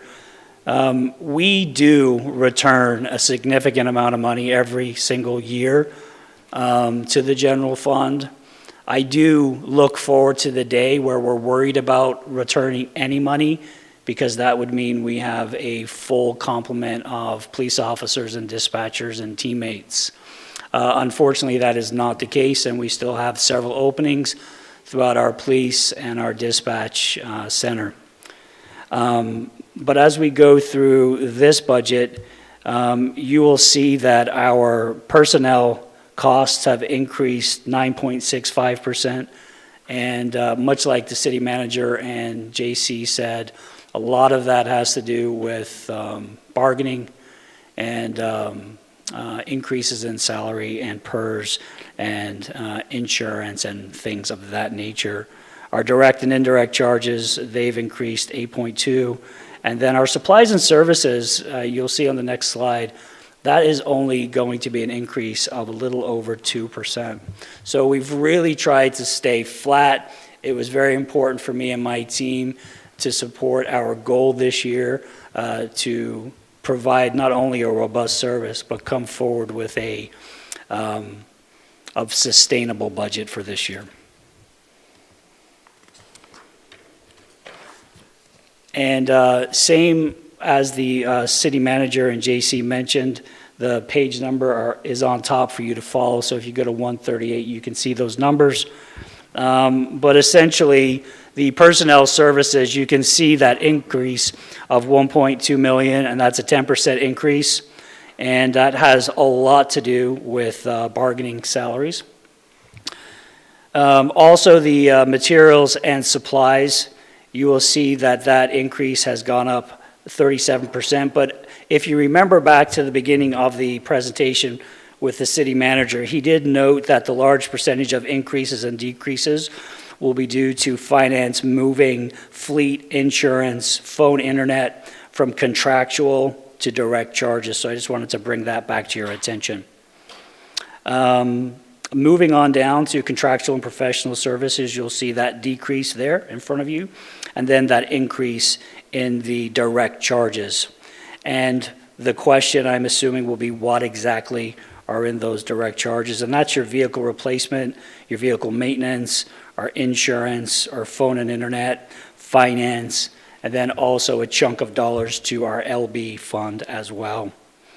And then also to the debt service and our indirect charges are up there for you to see, and the total requirements come to a 9% increase change. And as a reminder also, with those indirect charges, that equates to $1.18 million to administration, $434,000 to IT, and $70,000 to GIS. So moving on to the support side of the house, you know, there's obviously with the police department, you're always talking about police officers out there doing the day-to-day grind, but our department will be lost without our professionals behind the scene. Not just our 911 communications people, but also our records division. So we do have quite a robust records team and 911 communications team. And I did mention that we are the 911 PSAP for Josephine County. So the only the only team we do not dispatch to would be the Josephine County Sheriff's Office. Everybody else is dispatched from the center across the street. Just to give you an idea of the amount of calls for service, 2024 911 calls were just under 59,000. Non-emergency line, 24,000. Total inbound calls, 83,000 calls. We actually have one of the only records departments, records section, where our records specialists actually do the records function, but they also answer calls for service as well, and literally dispatch police through that CAD system. Depending on what the call is, it might have to be followed up with when it's pushed back to the center. But our record specialists, and I hope you're listening out tonight, but they, in my opinion, don't get the credit they deserve. They kill it for our department, and we're so proud of them. So moving on to the executive summary. Again, that's on page 142 of your book. And as a reminder, that large percentage increase or decrease is due to the finance moving to fleet, the insurance, the phone, the internet, from contractual to direct charges. And then the personnel services, again, increased due to bargaining. Pretty much there's the majority of the police department are within a bargaining unit, and then the non-bargaining personnel have several non-sworn, and then lieutenant rank and above. The materials and supplies, you will see a decrease, and also too the contractual service and the direct charges. When you kind of round it out, it's a really balanced budget.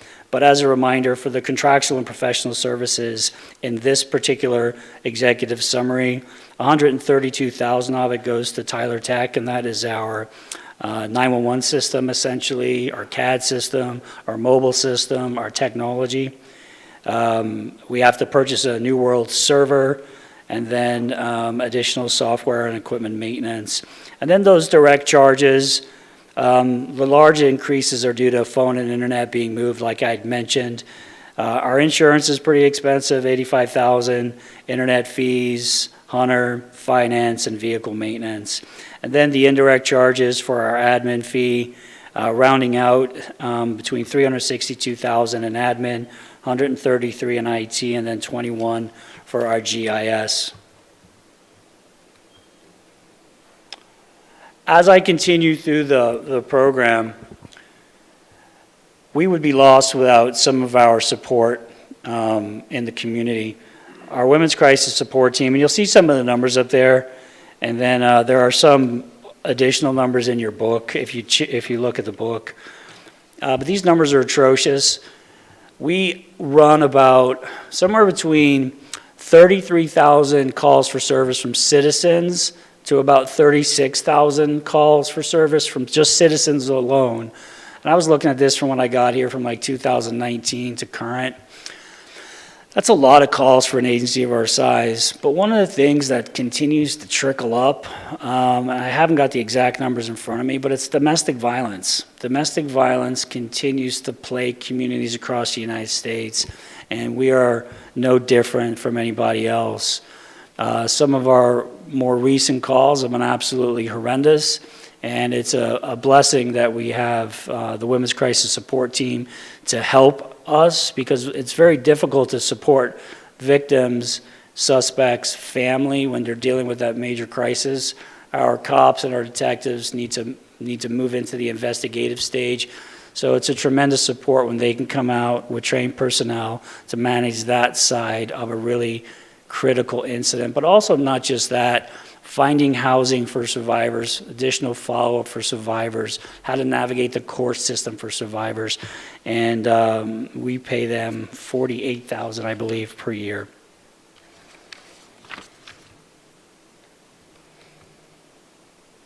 Moving on to our sobering center. I am so happy and pleased we have a sobering center in Grants Pass, one of the few actually in Oregon. We are able, because of the sobering center, to essentially defer people to the sobering center versus the justice system. A lot of times people just overdo it, or they're incredibly high, or a combination of both. And sometimes it's the right decision to take people to sobering versus a justice system that's already incredibly bogged down. So we utilize the sobering center, as you can see up there, a lot. And that is in your packet. You'll see it's $130,000 per year. And I think that we may have to reconsider that number in years to come. Not right now, but in years to come. But we have an amazing relationship with our sobering center. Our sobering center is also the hub for our deflection program.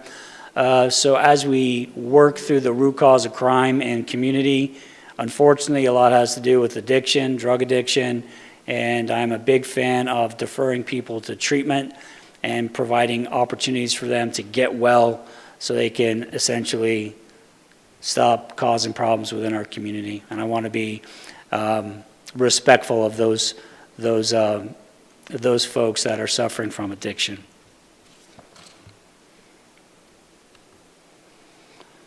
So as I start to wrap up and kind of talk about our service level commitment, we provide professional law enforcement services. We have a state-of-the-art 911 communication center, full service records, partnership with Options and Adapt. And I just want to stop for a minute and then remind, maybe the budget committee doesn't know this, or even some community and teammates and the council. We were able to bring on a second case manager from Options for Southern Oregon to work directly with our PD and are embedded with the PD. And they work directly with our community response team and police officers and myself quite regularly to help people in our community work through issues. And they're amazing. Lisa and Crystal, if you're listening, thanks for all you do. But also, too, we have an excellent partnership with Adapt Integrated Health. And I think we're one of the only ones in Oregon, and I don't want to sound too confident with that statement, but we dispatch addiction recovery mentors to every single overdose in Grants Pass. We average about, and I think these numbers are actually wrong. I have to go back and do some more digging because it feels like it's more. Somewhere between 5, 6, 7 overdoses a week. Now that number is not correct because a lot of people have Narcan, naloxone, and they self-administer. So a lot of times when people use, they use with a partner, and then if somebody starts to nod out towards actually killing themselves, the other individual can revive that person. But we respond to all overdoses. We respond emergency lights and sirens because we do not want anybody in our community to die, regardless of what we think. So we will always be committed to that resource and that response. And then when the scene is safe, an Adapt Integrated Health recovery mentor will come out and they will hopefully encourage that individual towards treatment. We will continue our SRO, that's our School Resource Officer Program, and our School Marshal Program. Again, school marshals, plainclothes police officers in our schools, tremendous benefit to have them. The city manager has mentioned this a few times, and in general, we're a data-driven organization, and we develop what we call an intelligence-led briefing that we do monthly, where we hold ourselves accountable to numbers and trends, and also anecdotal information too. And we had a quite spirited one lately, and it's important to have spirited conversation to hold one another accountable to projects, because there's a lot going on in this community. And the level of violent crime that's occurred in the last, let's call it 28 days to 2 months, has been pretty brutal on everybody, not just our police department, but on our community. We've seen some incredibly violent behavior, and but I'm also pleased to say that the folks that work at the PD, they're pretty tenacious, and nobody's been getting away with it. So I'm proud of them for doing that. Maintaining adequate staffing levels, that's the elephant in the room. It's really difficult.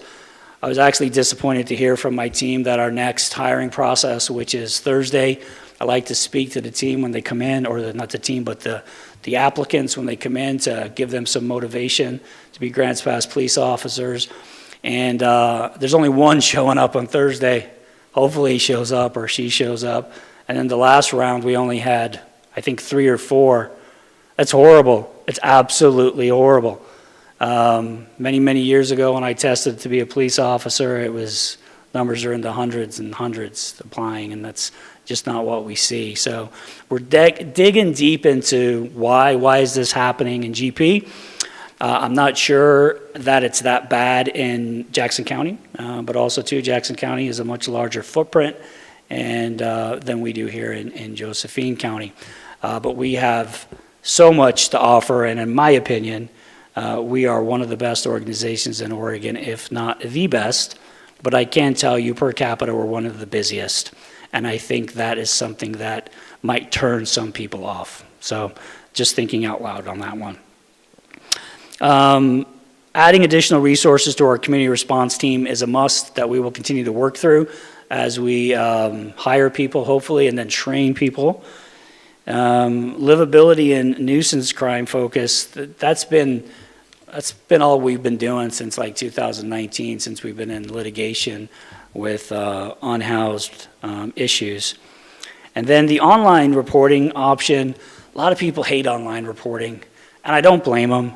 I'm a really big fan of the personal touch. I think a cop should show up at a doorstep and greet an individual or meet them at a specific place, but we have to look towards, like Tom was saying, technology, and how do we use our technology efficiently to be as productive as we possibly can. But I do know that a lot of community don't care for it.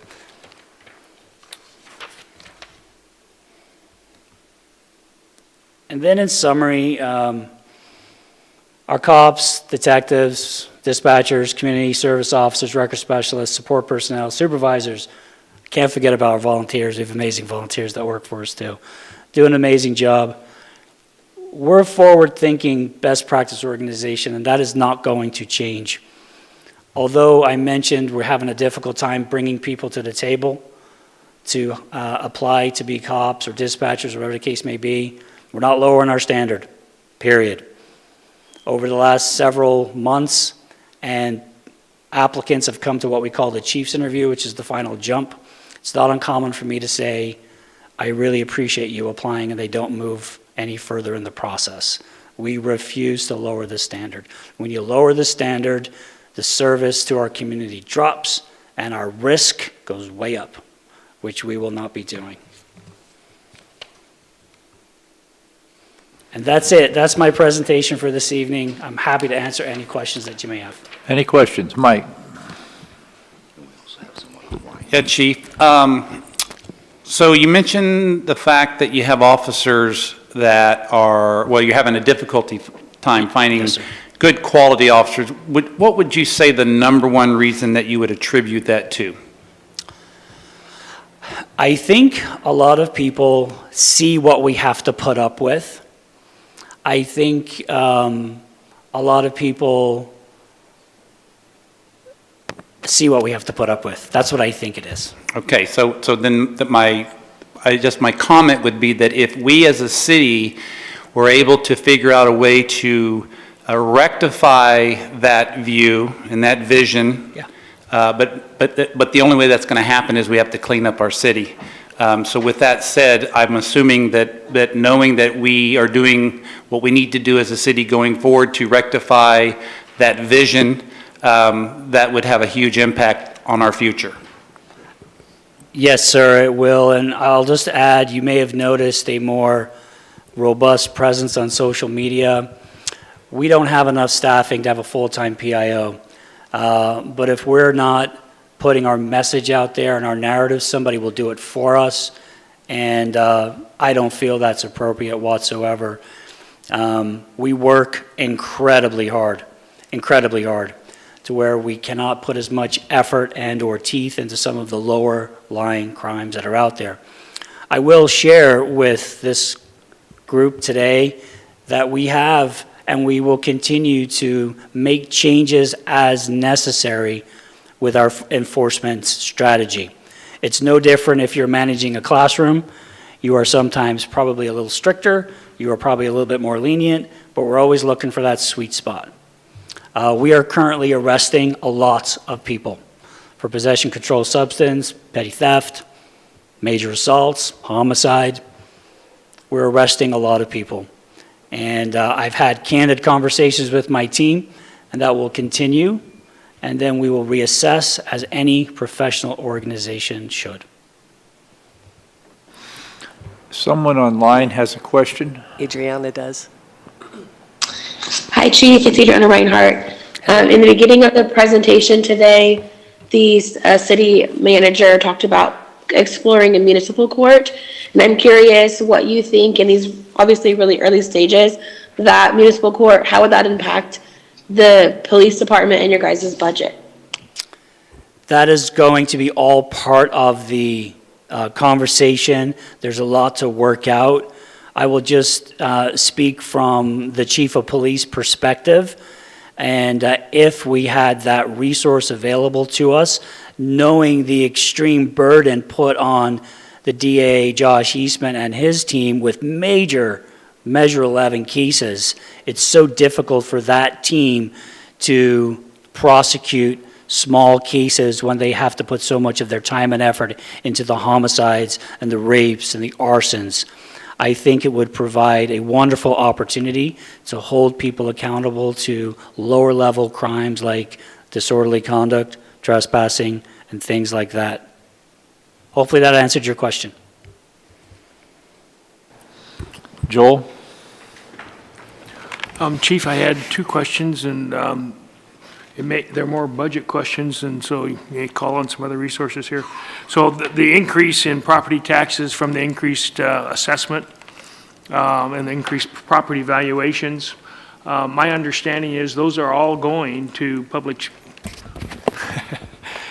that those increases in property taxes are all going to support public safety, both police and fire. That is correct. So they get broken up percentage-wise based on the previous year's budget, based on an allocation. But you can see on potentially page 134 of the police's budget, they have their program resources, which is 21 million, which includes those property taxes in that allocation, and then an additional 3.8 million from regular general fund support or regular general fund non-dedicated revenues to come back that. So all the increase goes to public safety. That is correct. Okay, just to make it generalized. Okay, then the follow-up question on that was public safety has also been, this isn't the right word, but I'll use it, subsidized by the general fund in years past. And on page 142, they have this general support total current revenues. Is that the general fund? On page 142, that is just the support services, so that's going to be his 911 and records team. And then, yes, that is That's the general fund support for the police. And so it looks like between 25 and 26, the general fund will subsidize it to a less of a degree.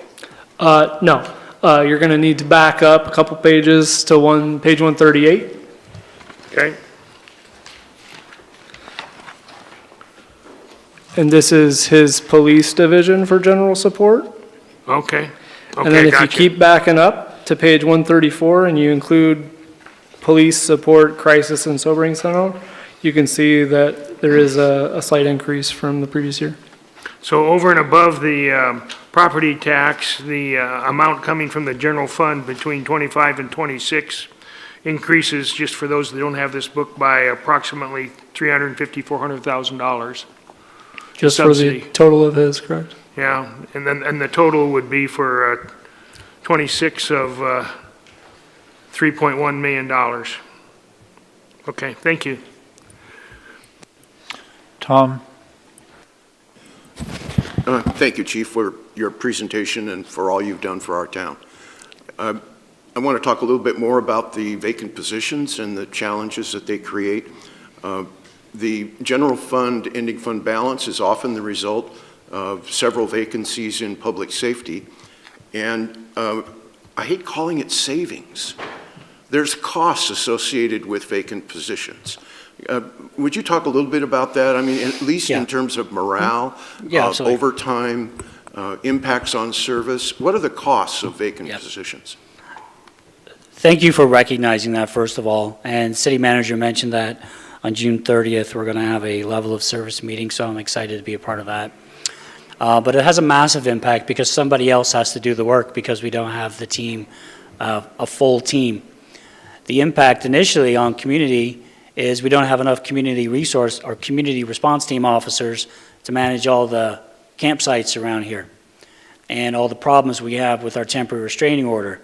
So I've asked our team that anytime we have what we consider minimum staffing, or should I say above minimum staffing, that officer needs to be assigned to the community response team and help them do their job, which essentially then takes a patrol officer away from his or her job as a patrol officer supporting their patrol team with frauds and forgeries and thefts and proactive work. You mentioned morale. I think I've noticed morale within not only our police department, but our community is at a very low level. Support is excellent, absolutely excellent. I feel supported. But I've noticed that our officers are short, not in a bad way. They're human because they're out there managing and dealing with a lot of major problems. But we rally as a team and we cheer one another on, we recognize and we push through. But it is having a huge impact, meaning we're getting ready to lose an officer next week or the week after, and then another officer, we're getting ready to lose him also in a couple weeks, both to different organizations, one local and one out of state. I haven't sat down and had a conversation with these people and asked them in detail the why. I can speculate. I learned of a story many years ago that there was a former police officer that worked up north in a rather large metropolitan city that begins with P, that when he returned to GP, immediately recognized we're really busy, really busy. So I'm going back years and I'm providing a little tongue-in-cheek in this meeting, but the reality is the workload hasn't changed. I mentioned from 2019 to now, we're still toying with 36,000, 33,000 and something in between calls for service just from the community. I feel that we're failing because we're not able to get that almost same number of proactive calls for service. We need to be out there stopping people, stopping cars, talking to people at 3 o'clock in the morning that might be in your neighborhood, something that just does not look right. That's what police officers do. We utilize all of our resources, we follow the law, follow policies to have an impact of crime in our community. We don't have a lot of time to do that proactive work. We don't have a lot of time to put a bike team downtown during the summer months or the spring months. It's event season. I'm concerned about event season. We got Boatnik coming up in a couple weeks. We're fortunate to have amazing partners that are going to come up and help us with the parade. I'll be out there with in the parade. I actually quite enjoy the parade. And, but also too, I'm confident when police officers talk about retirement, they talk about, I've only got 2 more Boatniks to go. And because everybody's got to come in and work Boatnik, it just is what it is. And then all the other events that happen and all the other things that we must do to support this community. You may hear in my voice that I might sound like I'm a little wore out. I might be, but I'm not. I'm incredibly committed to this city, incredibly committed to this organization. I love working here, not going anywhere. And so too do our teammates. But that could wear out sooner than later, and I do worry about that impact on our team. We have a robust wellness complement in place with counselors, peer support, workout facilities. So we do everything we can to encourage our people to seek help when needed. Hopefully that answered your question. I didn't get too long-winded. Just a quick follow-up. In terms of recruitment, are there any tools available that might allow you to be more successful? Is there anything like a signing bonus? We're looking at a lot of different things. Specifically, we're looking at how do we brand and market ourselves better. I think that's the problem, marketing and branding.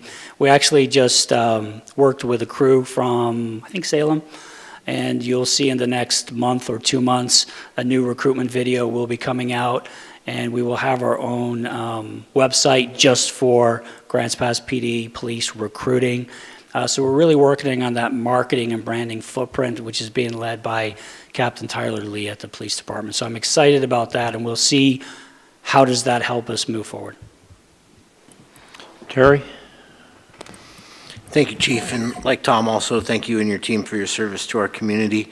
If I rewind my memory, late 2023, early 2024, we were reviewing funding mechanisms because your ask was for additional, if my memory serves me correctly, officers. I see the budget presented tonight on the personnel line item does not offer you that. And Aaron, if this is a level of service question, let me know and I'll back off, but I don't see how I can disconnect it from the budget.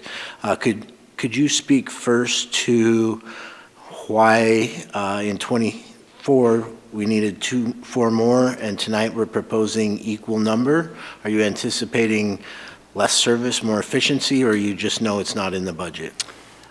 My response to that, and thank you so much for asking that question, is I look forward to June 30th. I took a note, our level of service meeting, and I would encourage everybody that's interested to at least show up for that particular workshop and listen to what not only city manager has to say, but also myself. Okay. And one follow-up, is that okay, Chair? At that time, that same conversation, we passed the utility fee, knowing that it wasn't going to get you where you needed to go, but to stabilize where you were at and maintain the positions that you had. Obviously, we're seeing that worked based on the increased costs, inflation, so on and so forth. How long does that utility fee buy us until we look at raising it or another funding mechanism to support what you're looking at? I'm going to defer that one to JC.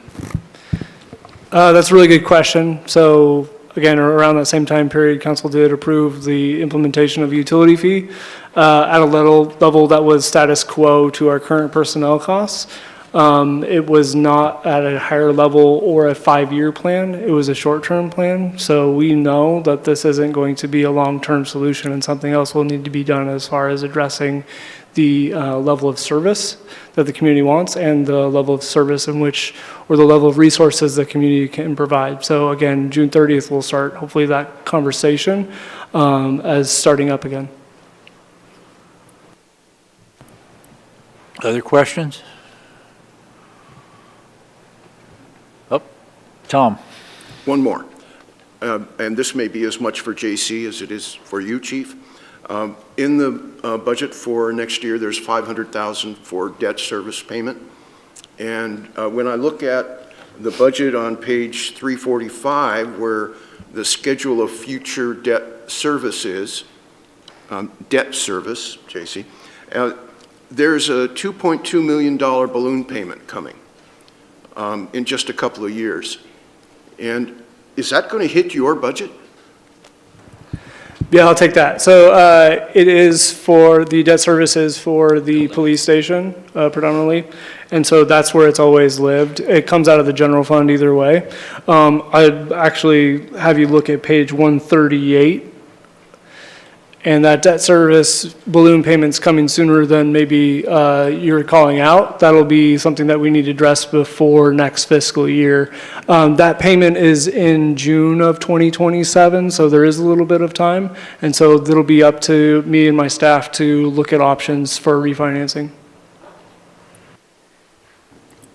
Yeah, what I was getting at is, shouldn't there be a reserve built to try to pay that off rather than get new debt? In a perfect world, yes. Okay. Other questions? Thank you, Chief. Thank you all very much. Fire and rescue.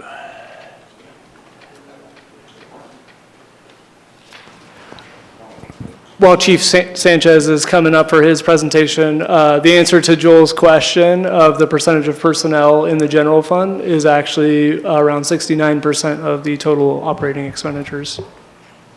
Thank you. I actually don't know if I can. Let's see.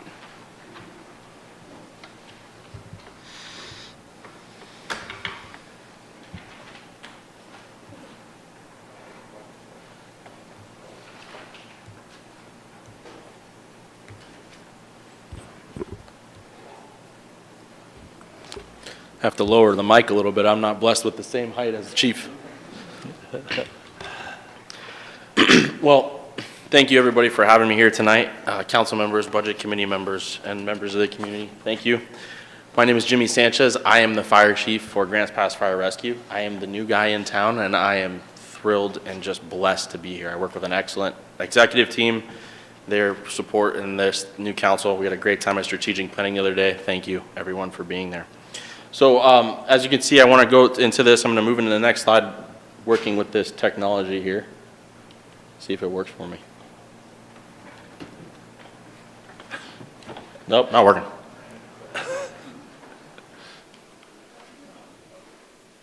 There you go. Thank you, sir.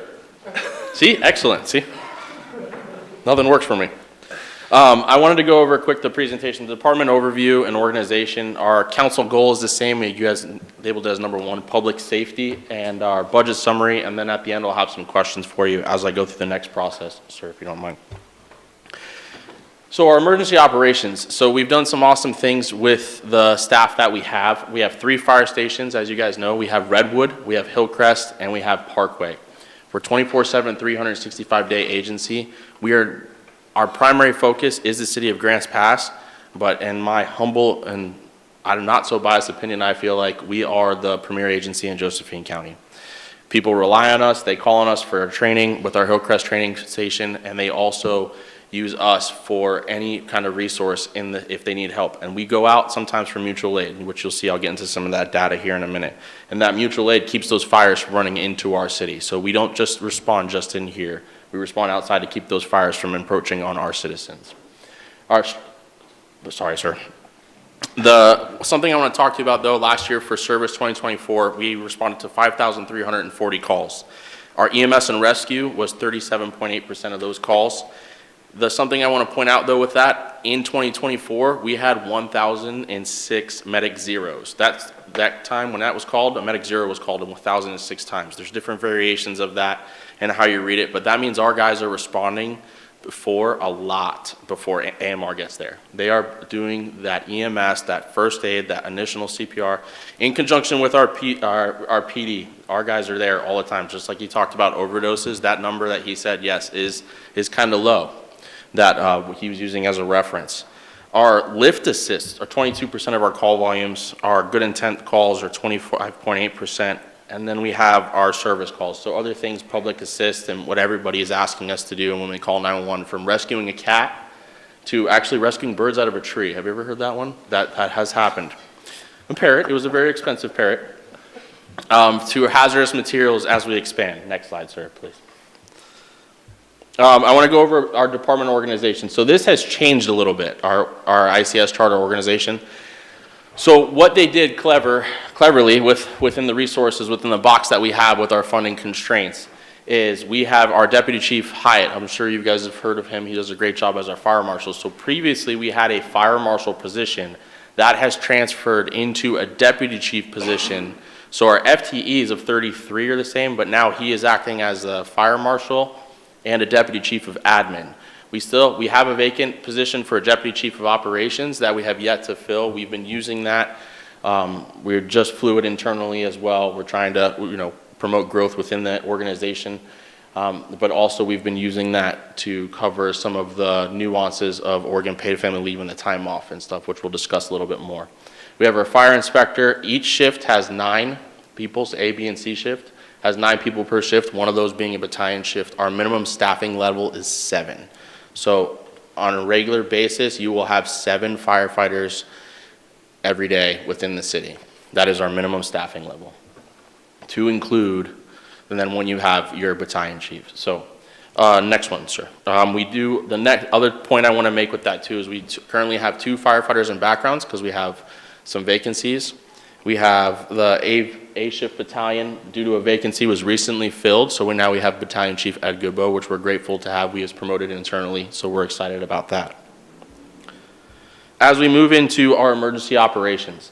So a lot of people, they just see us driving by with our lights and sirens, and they think we're going to fires. As I spoke about a little bit before, a large majority is EMS, but we also have, our guys are highly trained professionals.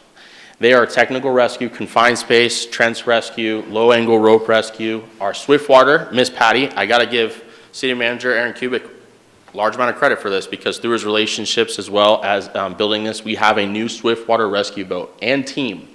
We recently were accredited by TPSST. We are now able to teach this class and or bring other people in to accredit them to be on a Swiftwater rescue team. So not only did we get this new boat, did we train our guys internally, we are accredited by the state to teach this class. We just got that accreditation within the last 30 days. So we are, again, the premier agency on Rogue River. If somebody needs help, and we have jet boats and we have this big thing that we like to talk about, like Boat Nick. Our guys are going to be there responding, and they are well and highly trained for that. And that boat was donated after a loved one that worked through that, and Aaron Kubik was a big player in that, our city manager. Our engine company inspections. We always say that police like to be firefighters, but I do have some guys that like to be SWAT medics. So they train and they work well with our police officers, and they respond as the SWAT medics and do a lot of training. So we are commingling all of the time. The next thing, I'm also your emergency manager. I have a background in it. I have a master's in emergency management. I'm currently in a PhD program. We're working with that. So we're adding that extra thing, especially with the way that the state's going right now. 87% of your emergency management funding with the state, this affects us directly, is federal dollars. Those federal dollars are no longer coming in. So they're forward-looking, and the city's staff are forward-looking and knowing that some of this stuff intermingles. I am an emergency manager here. We'll be working through that with private and public partnerships and our team to continue moving that forward, especially with some of the stuff I'll get into in a little bit with the loss of the FireWise coordinator. That was loss of grant funding, and then some other emergency management funds that are no longer coming into the county and or that were distributed to us in the past that I'm sure some of you know about. Our ISO Class 2 All Hazard Agency. This is a big deal. We just got recerted. You'll see an announcement here soon. It was completed earlier. It takes effect this month. I'm excited to say this. We're in the top 4.5% in the country in our response with the stuff that we have. This has a direct correlation to what we pay in insurance for businesses and residents within our jurisdictional boundaries. We are not far from being in Class 1, and with this team and with the professionals that I have the blessed job of serving, we can get to a Class 1 here with some changes and with some stuff that we're doing. So that will be announced here shortly. But next slide, sir. The other programs that we have is fire prevention. You know that with Deputy Chief Hyatt, and then Fire Inspector Michael Meyer. So depending on the data you read, and I'm sure Community Development has the exact number, we are anywhere between 4,000 to 5,000 businesses and stuff that we need to go over. This ORS is just exactly what we're required to do, that we share this load with me and Deputy Chief Hyatt and Michael Meyer. This is something that we do need to grow and that we're going to talk about in the future, but they're doing a great job with their limited resources right now. We have about 1,600 inspections required each year, 539 initial inspections in 2024, and then 373 re-inspections that have occurred, and we're keeping up. This program I'm actually expanding to include our guys that are busy with their training and the required CEUs, but they will be going out within our engines. You'll see us out there more often, and our crews will be trying to expand upon this as well. And we will discuss those plans in the future. But they're doing a fantastic job with the resources that they have. Next slide, sir, please.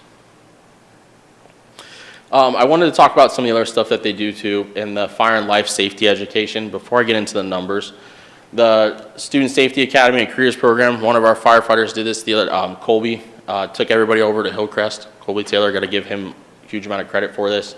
And they ran them through all these scenarios and took care of them. They're very involved with our local high school.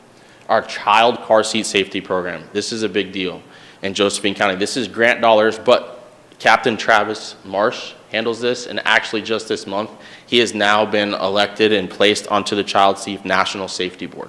So nationally, we are making an impact because our professionals are taking that extra and added step, and I can't praise them enough. Recently, we were featured in the sneak preview, and I'm going to quote, because I love this quote, because I'm quoting from the top of the articles, Grant Pass Fire Department, a beacon of service and dedication. I'm quoting, I didn't make that up, that's on the January issue. The Operation Warm is something that they do for our children in the community. Our leukemia and lymphoma, they ran across the stairs in Seattle, and then the Helping Families in Need. These guys are donating, our professionals are just out there in the community education and public outreach. They're donating out of their own pocket, believe it or not. They have a fund where they hand out gift cards for people that go to residential fires. They hand out gift cards for accidents. They hand out, and that's not out of city dollars, that's out of their own funding. So the love is there, and their passion for what they do. The fire code enforcement, you guys have seen us out there working with that, the fire safety inspections. We just did the Smokey Bear campaign in partnership with ODF and all of our elementary schools. You've seen some of us running around in a bear costume. We had a great time doing that, and then we're constantly in the schools serving food and partnering with them. The fire rescue goals, next slide, sir, please. Something that we've been talking about in the 26 goals, and we thank you for the strategic plan and the public safety, is to collaborate with the city and council to explore and implement new funding sources for public safety initiatives. There's a lot that we can do to bring in some more stuff, so we're going to be discussing that in the future. Become the first ISO Class 1 in the state of Oregon. That is a big deal. That is there's less than 500 departments in the United States that are Class 1. We can do that together. I am fully confident with what we have. And that, in turn, benefits our citizens because it lowers their insurance rates. There's a direct correlation. Continue to enhance our response capabilities in all hazard department, our fire prevention and protection, meet the program mission. And then, of course, our wildland urban interface. The big thing that we did recently, and you'll notice coming up soon, is we reached out, we're partnering with OSFM, Oregon State Fire Marshal's Office. If you remember, we lost the FireWise coordinator, and we lost that due to stuff outside of the city and our control. That being said, there's still funding for us there to work, so we've been working, we've expanded, we're amending that work plan.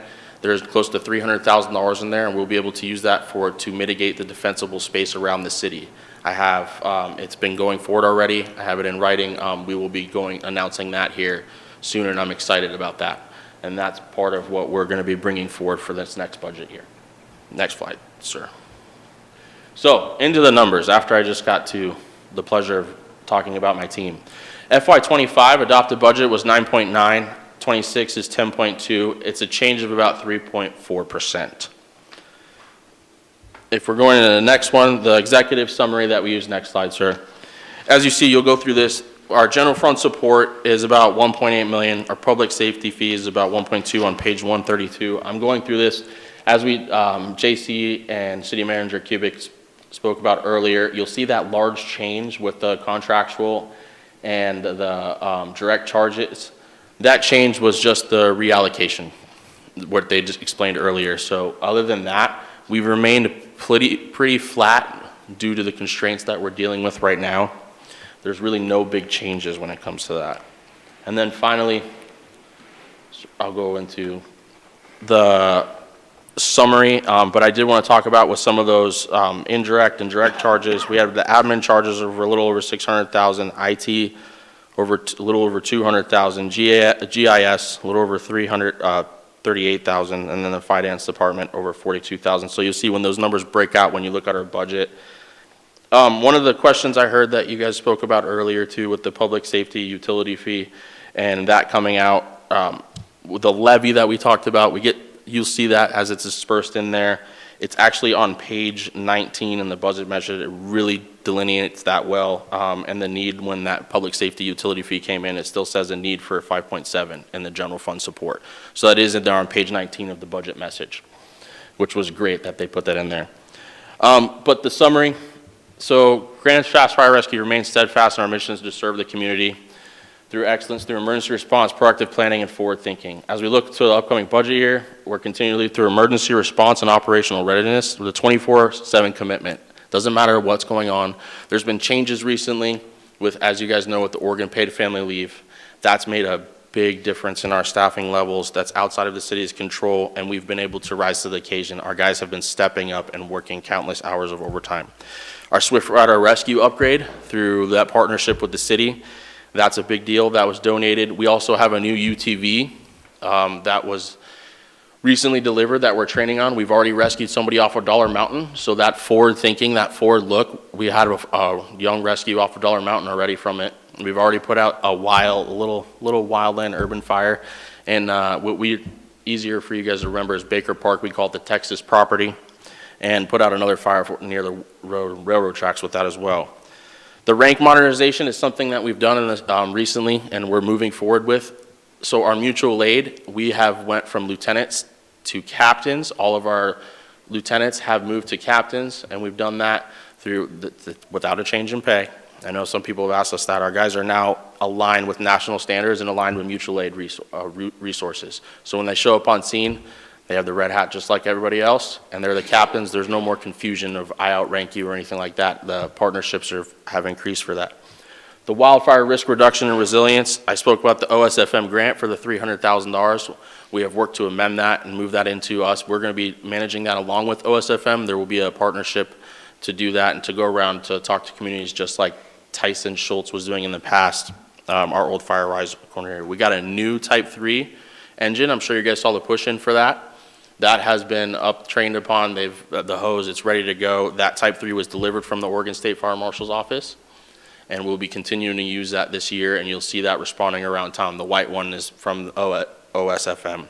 And then the emergency management and community preparedness. Through public and private partnerships and working with the city, you're going to hear a lot more about that. We have some stuff in the works right now. We're going to be going over our emergency operations plans, and we're working to mitigate the risk. Things we've done already, the full-scale real-world exercise you guys saw at River Valley, downtown church. Recently, last week, we worked with us and we participated with Asante and an MCI that was there last week on Friday and occurred with all of our regional agencies there. And then you have the equipment, health, and personnel well-being. One of the things I want to speak about is the mental health and well-being. We did partnership with HR and with the city and us, and even PD uses First Watch as well, and that's a resource that our people have to jump into that, and this is how we're using our budget and our finances wisely and judiciously.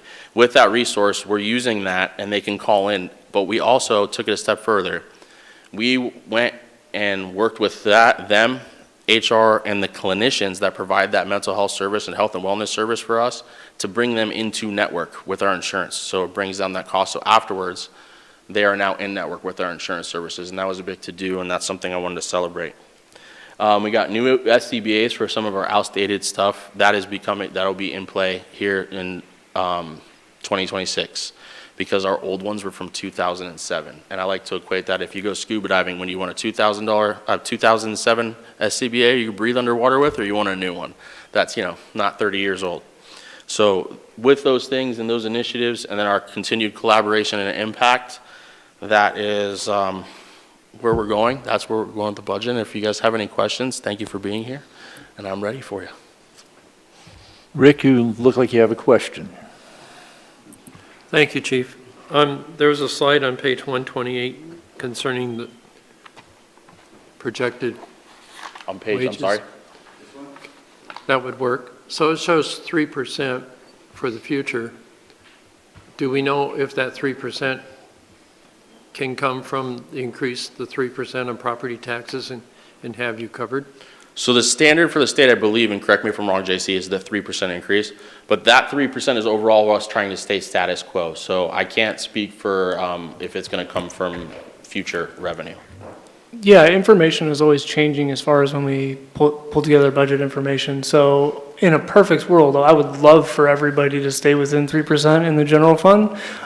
Just with the current trends, it just hasn't happened, as it hasn't materialized with either bargaining units, which is wages, obviously, and then additionally with insurance, PERS, and all those other things that seem to go up. So I think he has a weird spot in 2025 where I think there was a retirement in those numbers too, which kind of elevates it, which makes his increase kind of look a little bit smaller maybe than what it truly is as far as to keep his staffing level the same. Okay. Thank you. Terry? Thank you, Chief, and thank you to you and your team for your service to our community. It's nice to have you in Grants Pass. Welcome. Thank you, sir. I'm going to try and stay in my lane again and talk about budget and not levels of service. But during your presentation, you mentioned the words countless hours of overtime. If I may ask you to put countless into dollars at your current capacity and level of service, how much overtime did you incur this year? Year to date, we're over 600,000 right now, year to date. No problem. For overtime. Tom? Thank you for your presentation, very thorough, and I appreciate the move toward ISO 2. That's really something. You mentioned that we've received a Type 3 wildland urban interface engine from the State Fire Marshal's office. Yes, sir. Is that a grant, a lease, a purchase, what? It's actually fantastic. It's a grant that was given to us by OSFM through a program that they applied for before my time, before I got here, and it was delivered right before I got here in September. So what it is they actually give us $3,500 a year with that grant for vehicle maintenance and stuff. It's new, it's still under warranty. And at the end of the 5 years, there is discussion that it will be donated to us. We did not purchase this engine, so it is a grant. I'm sorry. So for a 5 year, For 5 years, yes, so sir. it could go back. And then they reevaluate it. It could go back, but there's a lot of stations in Oregon that got them, and they're just purchased more in the state. So we're pretty hopeful I don't want to hold them to it, but we're pretty hopeful it will remain ours. Other questions? I have one for you. If you go to a medical case and our police and our fire are there stabilizing and the ambulance comes along, who gets paid? AMR, sir. That should change. You have no argument from me. Thank you very much. Thank you. Mr. Clark, you're on.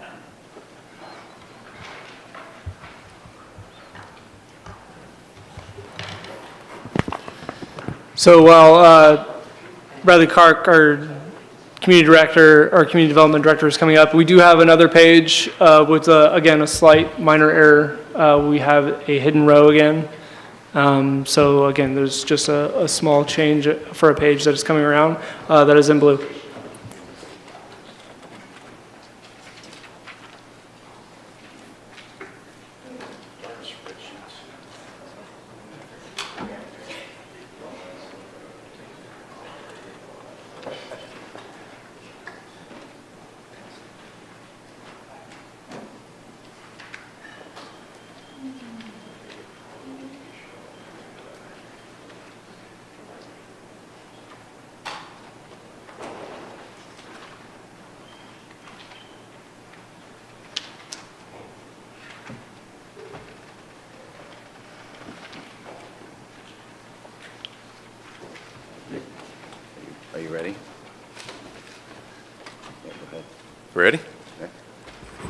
All right.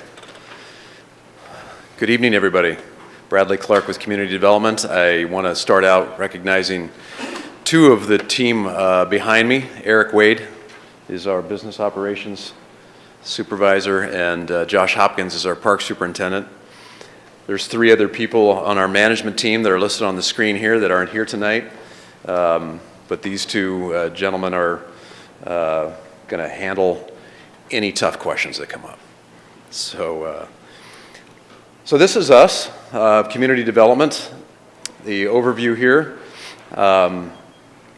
We're a pretty diverse group and comprise building and safety, planning, parks, economic development, community development block grant, downtown. 29 FTEs comprise community development. That does not include the community development block grant. Any of those on the council know that Ann Ingalls is our community development block grant coordinator. She is a contracted person, so she is not part of that number, but she does manage the CDBG program. So we'll go through parks first. Parks is about 88% general fund. You'll see most of our programs in CD are general fund, as the city manager noted at the front. We do have a couple of them where the TLT money is a pretty substantial percentage of the revenue. But for the most part, we are heavily on general fund. State grants, and then some other revenues and transfers. 9.3 for the parks maintenance area, FTE. So here's some of our just overall programming related to the park maintenance. 21 parks in our system. We have just one regional park, that's RVP, Reinhardt Volunteer Park. One community park, that is Riverside, and then we have a number of other neighborhood and other areas. Every year I like to point out that one area that Parks manages that I think folks don't often realize is the rights of way. So a good example of that is if you're at the E&F confluence out there outside of Home Depot and you're coming into town and you see that big wide confluence area there with a couple of the sculptures, you know, that's one example of one right-of-way area that we are responsible for maintaining. And then just a whole host of other amenities in such a fabulous park system. We also have the urban forestry program. Josh will have some war stories to tell you about trying to keep this position filled. We're fingers crossed that we might actually have somebody coming on. It's been vacant for a while. The city did just get about a $600,000 urban forestry grant through the state that will be a big plus for us in terms of software to be able to better inventory the public tree system here. In terms of the budget, here's the basic layout on the maintenance side. Total FY26 of about $3.29 million. Contractual professional services, you see there, that's a huge chunk of parks maintenance. We have a large impact on the local business community through a number of contracts that the Parks Division has. Everything from landscaping to irrigation to plumbing, you name it, there's a host of them. That includes contracts like janitorial, trash removal, a number of other ones. The direct charges I won't go into because it's the same story that you heard from both chiefs tonight in terms of why you see kind of bump ups on those direct charges, but we can certainly answer questions if you got those later. Here are some of those contracts that I just mentioned a minute ago. I think if you look at the sort of subtle impacts that the city has on the community in terms of infusing money into local businesses, and I think this list is just a good example of how that happens through the park system. So on the aquatic side, not a lot changing from any prior years. Somehow, some way, that pool's just still sitting there.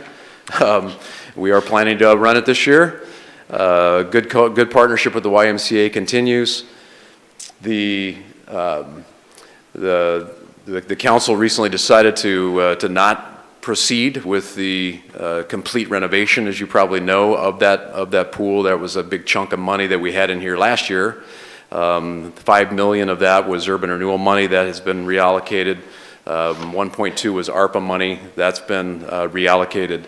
So at this point, in terms of the pool itself, here's just kind of pretty modest numbers, and the biggest chunk of this is just materials, chlorine, other chemicals that we need to do. The city is responsible for the maintenance side of the pool while the YMCA does the operation. So these are really what we incur costs here are really just for that side of it. There's a bathhouse there that just had a roof leak a couple months ago, so we needed to put $30,000 in to repair the roof on the bathhouse.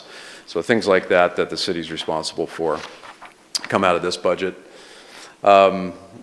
In terms of recreation side of parks, this is Julia and Linda. There's 1.5 FTE that do the recreation side. About 3,000 reservations a year are handled through them, through the recreation staff. So there's just a lot of coordination that happens. There's a new software system they got a couple of years ago that's been running well, that the public can now use, go online, check out and get your initial reservation. So that's helping to create some efficiencies. Every year they have a forum right here in this room for leagues and other people that use the park system to kind of hear more about any updates. So that's where we're at there. That's about a $210,000 budget. Most of that again being personnel, common theme tonight. And then we do have a slight drop there in the contractual professional services. Moving on to downtown. This is one of those areas that also CD handles in terms of the budget side, but this really is a citywide cross-department kind of coordination. There's Public Works plays a big role in it, police plays a big role in it, fire. But we have 73% general fund and 23% lodging tax to fund the downtown services program. It includes the Welcome Center. Up there on the slide is Downtown Visitor Services Program, where there is one CSO position that is funded through downtown services. That includes some parking enforcement, includes some CSO work, but that is funded through this. And then all of our parking lots downtown are maintained. And a just big shout out to Jim Straw. He is our downtown maintenance person, and you may see him early in the morning. He's usually down there by about 5:30, working through the alleys, working on the streets, working in the public parking lots to keep those going. So a big shout out to him. We do some coordination with contracts through the Gospel Rescue Mission and through other contractors to help with the trash and garbage pickup downtown, as well as the sweeping. And of course, you can't go on without saying the hanging baskets, because the hanging baskets are beautiful. They're up this year, but they're not cheap, because it does require somebody to put them all together, go out, hang them up, and most expensive part of the job, watering. You got to get a truck out there. You got to go and you water each of these. We don't have the technology where the watering just happens automatic. So it's a hand watering thing. So that's a $60,000 plus contract that the city has with a very qualified nursery out of Central Point, I think. Here's the other pieces of downtown development. I think we've talked about most of those. There's the 2 FTE, or Jim, who I talked about, and the CSO. And in terms of the budget, the bottom line for this whole program, about $644,000 for this fiscal year. And as I mentioned, other than the personnel, the biggest chunk is a lot of those contracts for the cleanup, the sweeping, the hanging flower baskets, other things like that. So moving on, economic development. This has a pretty even mix in terms of the revenue stream for this department, 36% lodging, 42% general fund, and 21% is the Urban Renewal Agency. The 1.76 FTEs, Dana Pierce is the Economic Development Manager, and then James Conway is our Economic Development Specialist. This work is largely about connections. It's when you're talking about building a culture, an ecosystem, whatever term you want to use, where people want to do business. It's really about relationships and them feeling like they're supported, that this is a place they want to be, a place they're welcome. And that really starts with knowing people. So they do spend a lot of time. That's why we always like to keep this slide up here, building, nurturing those relationships. They're very, very important.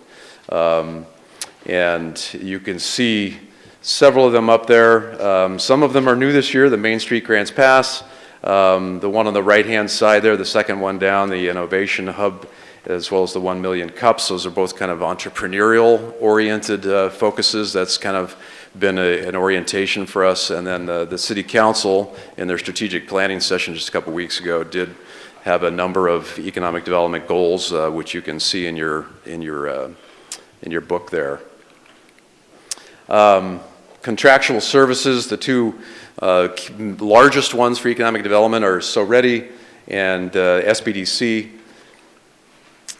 And again, we have a pretty flat budget compared to last year, coming in just about 43,000 more this year. Again, most of that coming in at the personnel side.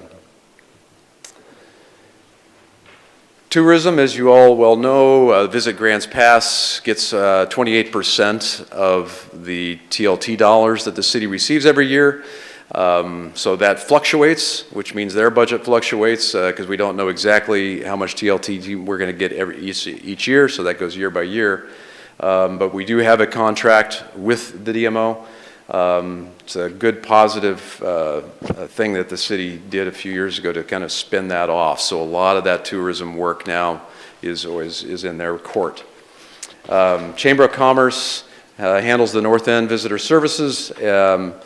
Travel Southern Oregon, there is no budget implication related to Travel Southern Oregon, but they are a key partner when it comes to the ads and travel guides and keeping Grants Pass with a full presence in their publications and on their website. And then another key piece of the tourism is the grants. They're not big. We've allocated about $35,000 right now each year for a competitive cycle. There's two of them, one spring, one fall. Maximum $5,000 grants, but we feel like it's really gaining some steam. There's been some good. The first round was good, but we're getting even better. And I think the word's spreading that it's a program that's out there that for private companies, nonprofits who want to get some assistance with advertising to that 50-plus mile radius. This money is there for them to apply for. Here are just the last few years of lodging tax statistics.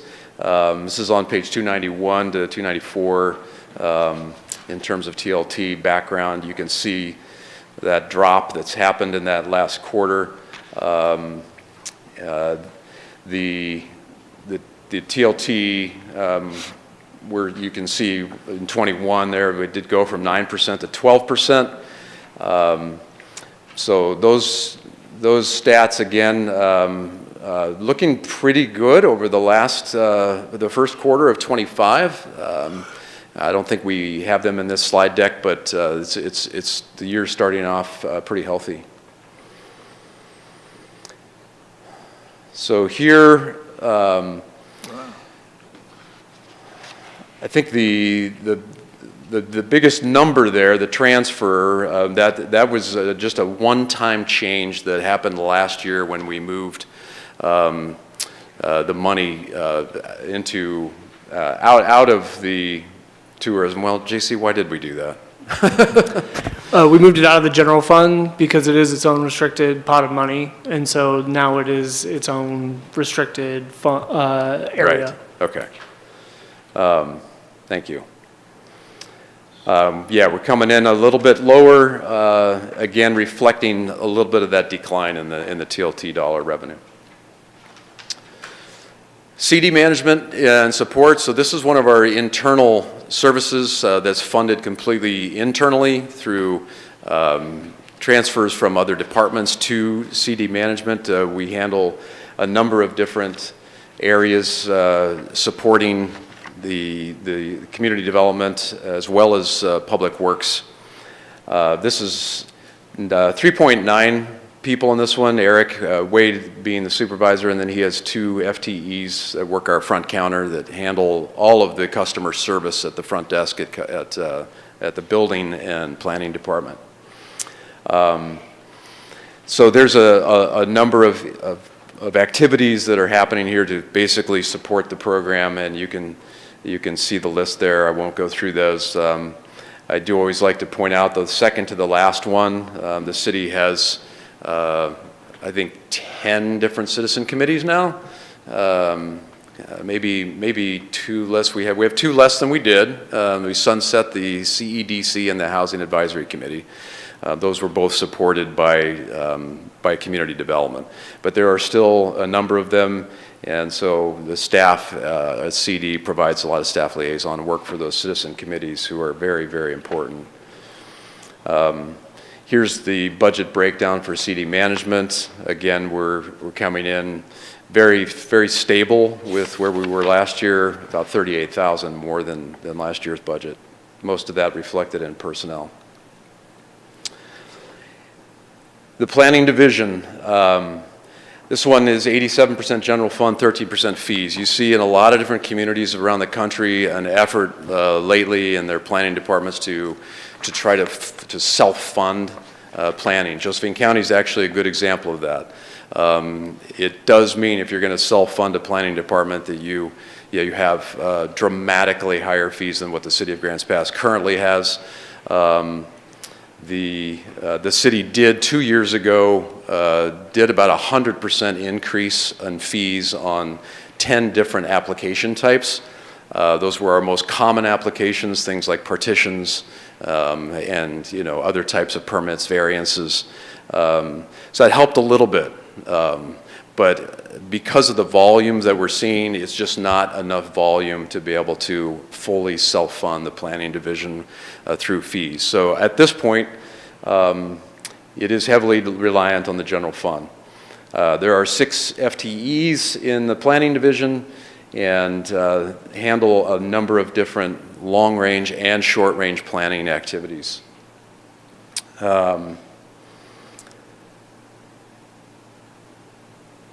There are a huge chunk of what they do, and this will be, there's a lot of education that's going to happen on this over the next few months. The City Council recently created a task force for the Grants Pass Development Code.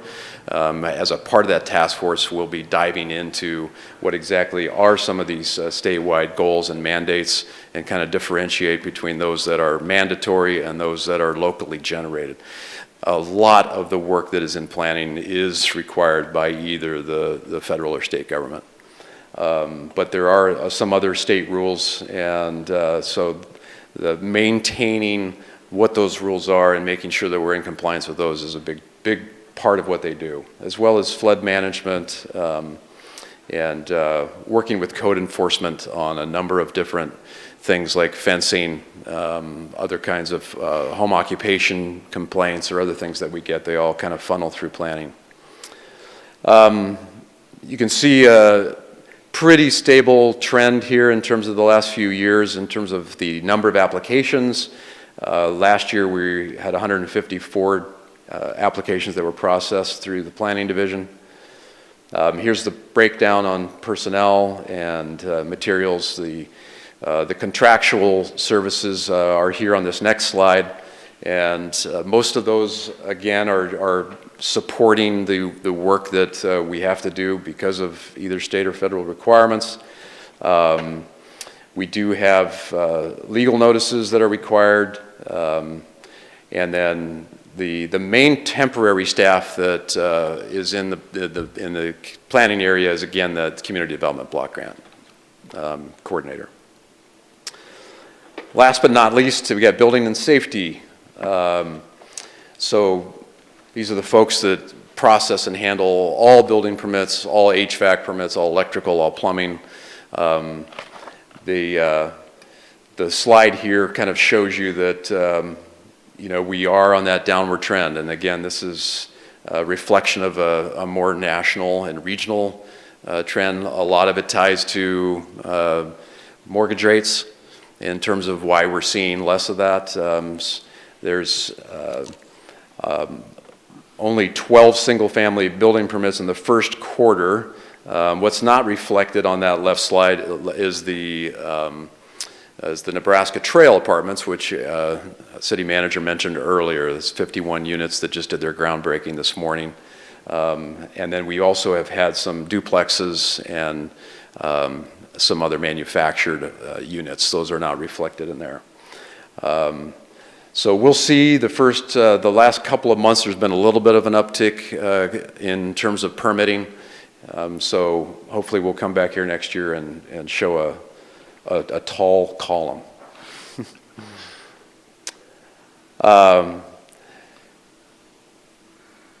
The main funding here that always comes up is the contingencies as well as that ending balance. There's it's kind of part and parcel to building departments because, as I was saying earlier, the fees alone aren't there, but they do have built up as the economy is healthy.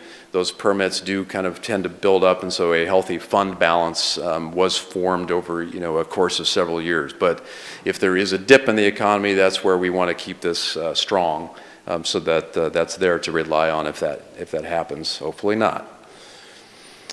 So here's just the overall community development summary. The FY26 $9.1 million budget. That's without the transfers and the contingencies. So that big one there, the difference between the 11.4 and the 9.1 in that middle column is that building division and the $2 million that we talked about. Finally, there's a couple of other special funds that the community development does have that we need to throw at you.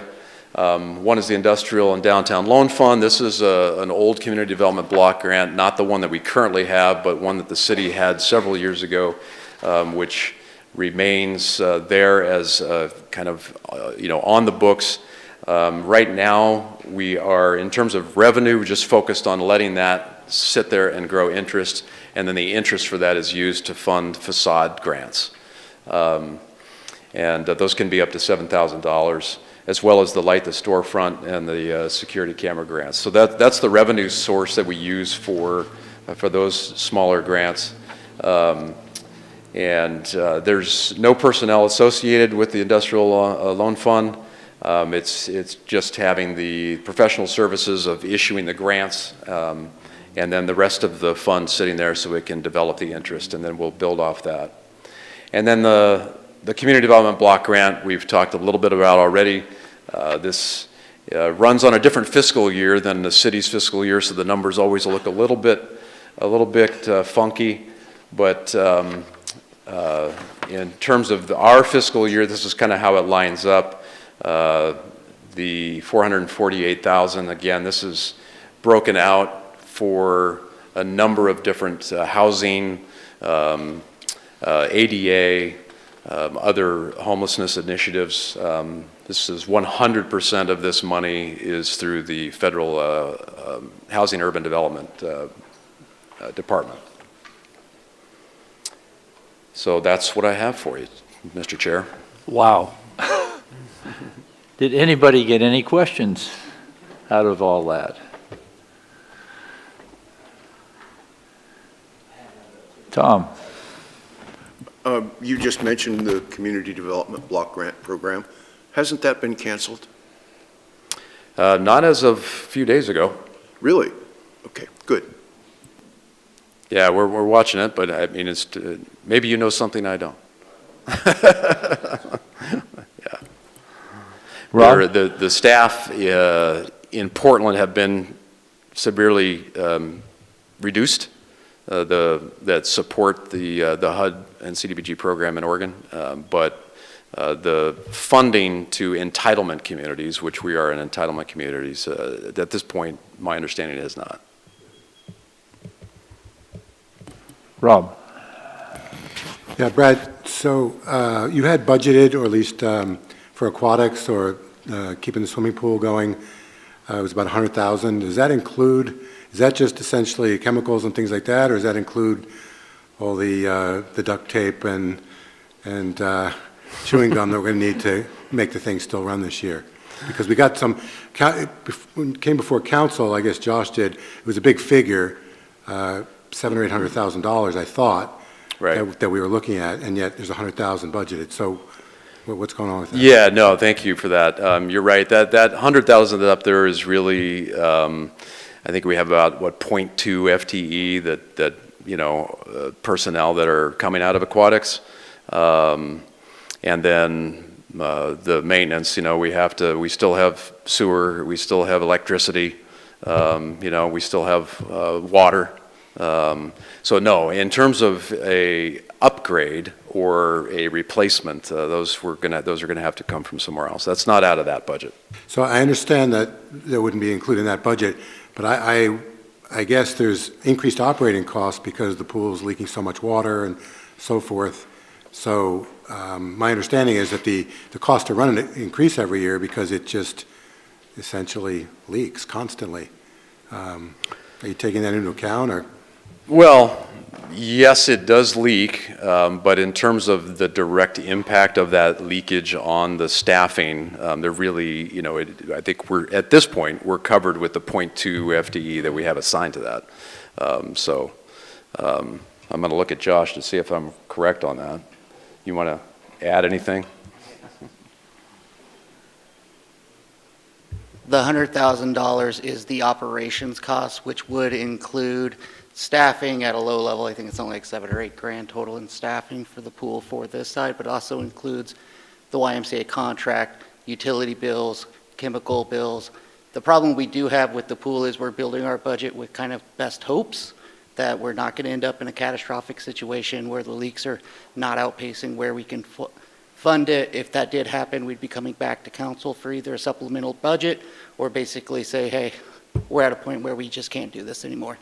And with the leaks, it increases the chlorine costs, chemical costs, electrical costs, and everything else like that.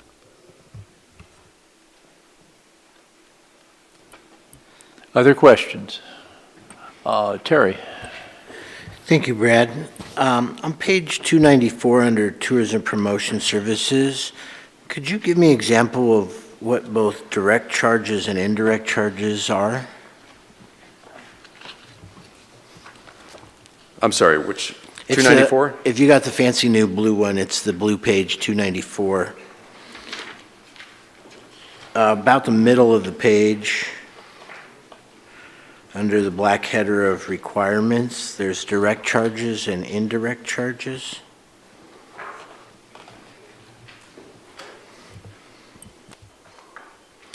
So as JC mentioned earlier, the indirects are, you know, things like the internet and phone and kind of some of those internal operations, utilities, things like that. For the most part here, we're talking about Welcome Center. So maybe JC, you can help out on the Yeah, I'm looking to the back a little bit. The direct charges, I believe, are the facility charges to maintain the Welcome Center. Yeah, I think that's right. Mindy's checking that out, but.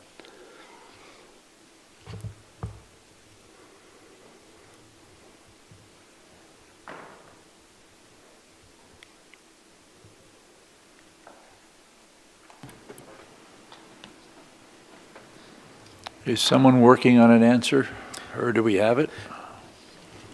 Yeah, Mindy's trying to Okay. find in terms of the direct, just to Okay. confirm, but. Other questions while she's looking?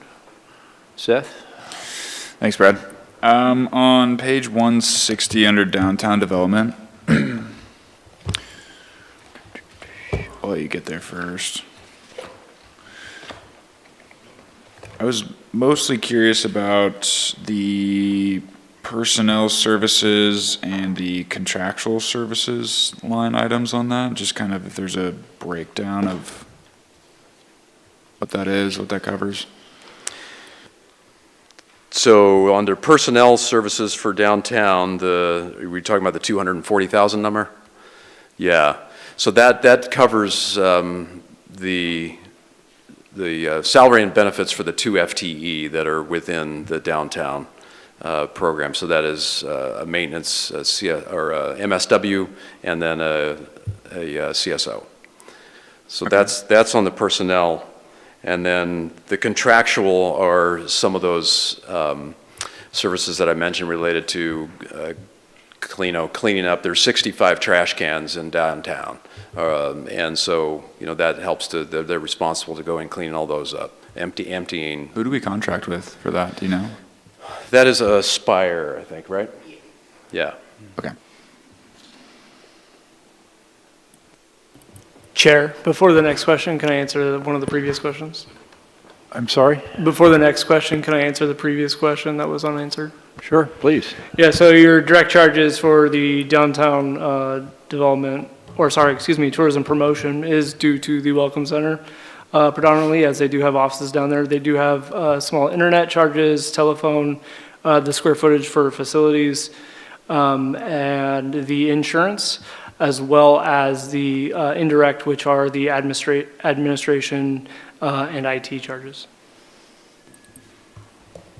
Mr. Chair, Thank you. Tom? may I make a motion? Make a motion to go past 9 o'clock? Okay, the motion's been made to go past 9, and there has to be an agreement to do that. So I see a second down there by Terry. Okay, so let's just go along with that motion. Christina, why don't you start? Yes. Yes. Yes. Yes. Yes. Yeah, Tom told me to vote no. Yes. Yes. Yes. Yes. Yes. Yes. Excellent. Now we'll proceed. That passed. Oh, I'm sorry. Those on the internet, audio, can you hear us? This is Adriana Reinhardt, and I vote yes. Thank you. Anyone else? There were 3. Okay. Now, next question. Tom? Again, on page 160, looking at downtown, there are 2 line items, parking lot permits and parking violations, that are the source of Victoria revenue. Marshall, yes. Thank you. Sorry. Both of those show a decline for the coming fiscal year. And I don't have any data, but it seems like there's a lot of people downtown, a lot of cars parked, and this would indicate that there will be fewer permits and fewer violations. Why? Well, the permits, are just those spots that are in the city's parking lots where people reserve them. So it's not that by any means the majority of the parking spaces in our system. That this is just a handful. I wish I knew the exact number off the top of my head. I think it's maybe 50-ish. But anyway, so that's. And a lot of those are employees that work downtown who want a guaranteed spot off street, so they come down to City Hall and pay for that permit. We haven't done a survey, so I don't know exactly why people do or do not choose to purchase that permit, but yeah. Joel?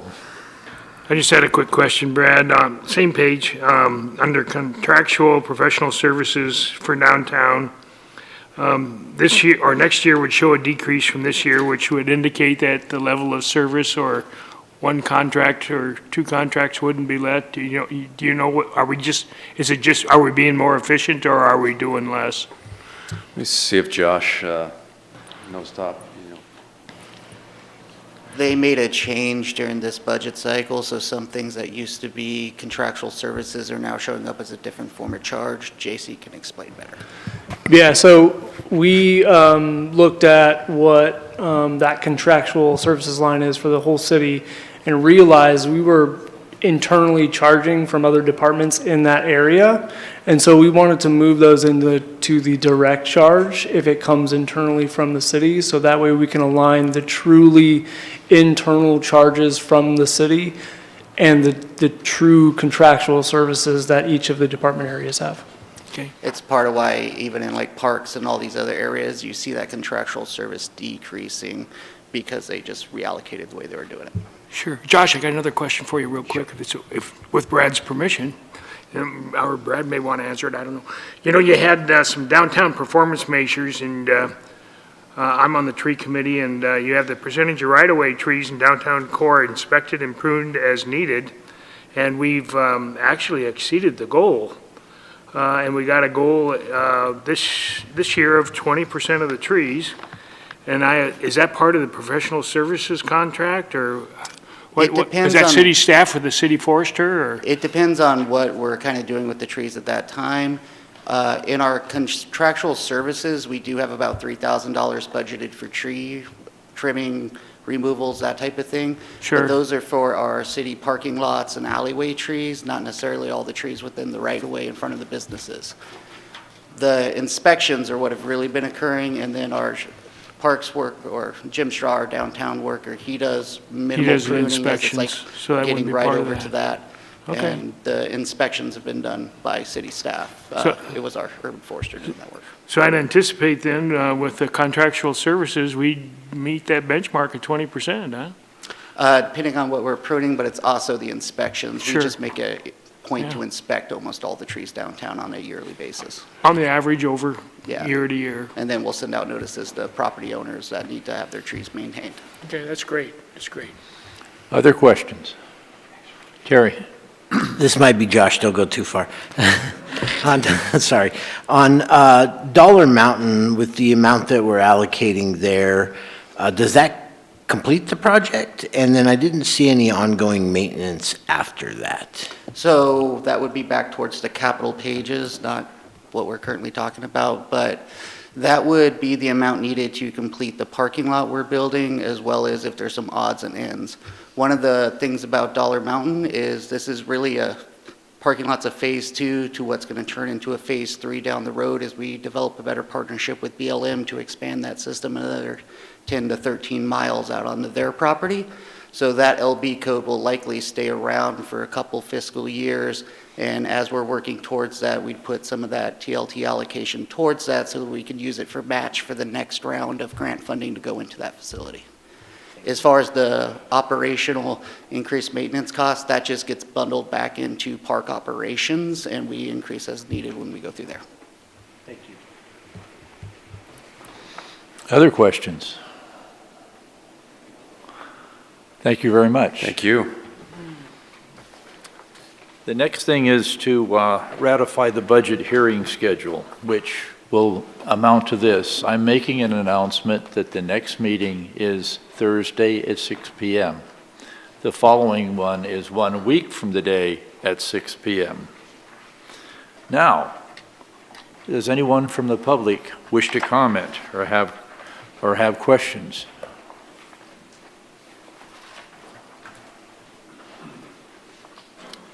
Paul Mitchell, citizen of Grants Pass. Recent touring of the water filtration and the water restoration plant was very informative. It was fun to see two plants that are up and running, even though one of them needs to be replaced. That's not news to anybody. When I was on the PAVE committee a number of years ago on those two facilities, I was impressed with the knowledge of the people in both the plants. So what does all that have to do with budget? In preparing for the tour of the water restoration plant, I went to the city website and found that in 2014, there was a consultant that wrote a report on that facility. And I was wondering, and I'm not looking for an answer from the committee, but I would like you to consider whether that report and the many stages that it appeared to have of things that needed to be either must do or could do or should do, whether those have been implemented over the last 11 years. Is it time for a new report? Was half the work that was recommended on that report done at the water restoration plant? Those are major dollar budget considerations that will keep that plant running very well while you're focusing on the larger question of how to get the water treatment plant built. I don't want to overlook the needs of that facility. Thank you. Thank you. Yes, the water treatment plant. Huh. Okay.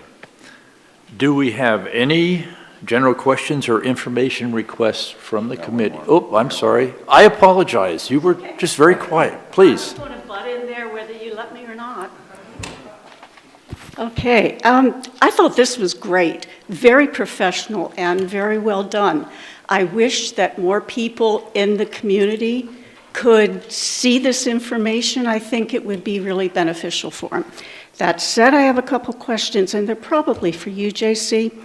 Was this zero-based budgeting, or was it just based on previous year's budget? Because you've got 3/4 of actuals. I'm sorry? You have 3/4 of actuals, and I don't know whether the budget was based on actuals looking forward or whether it was just implemented off a previous year's budget.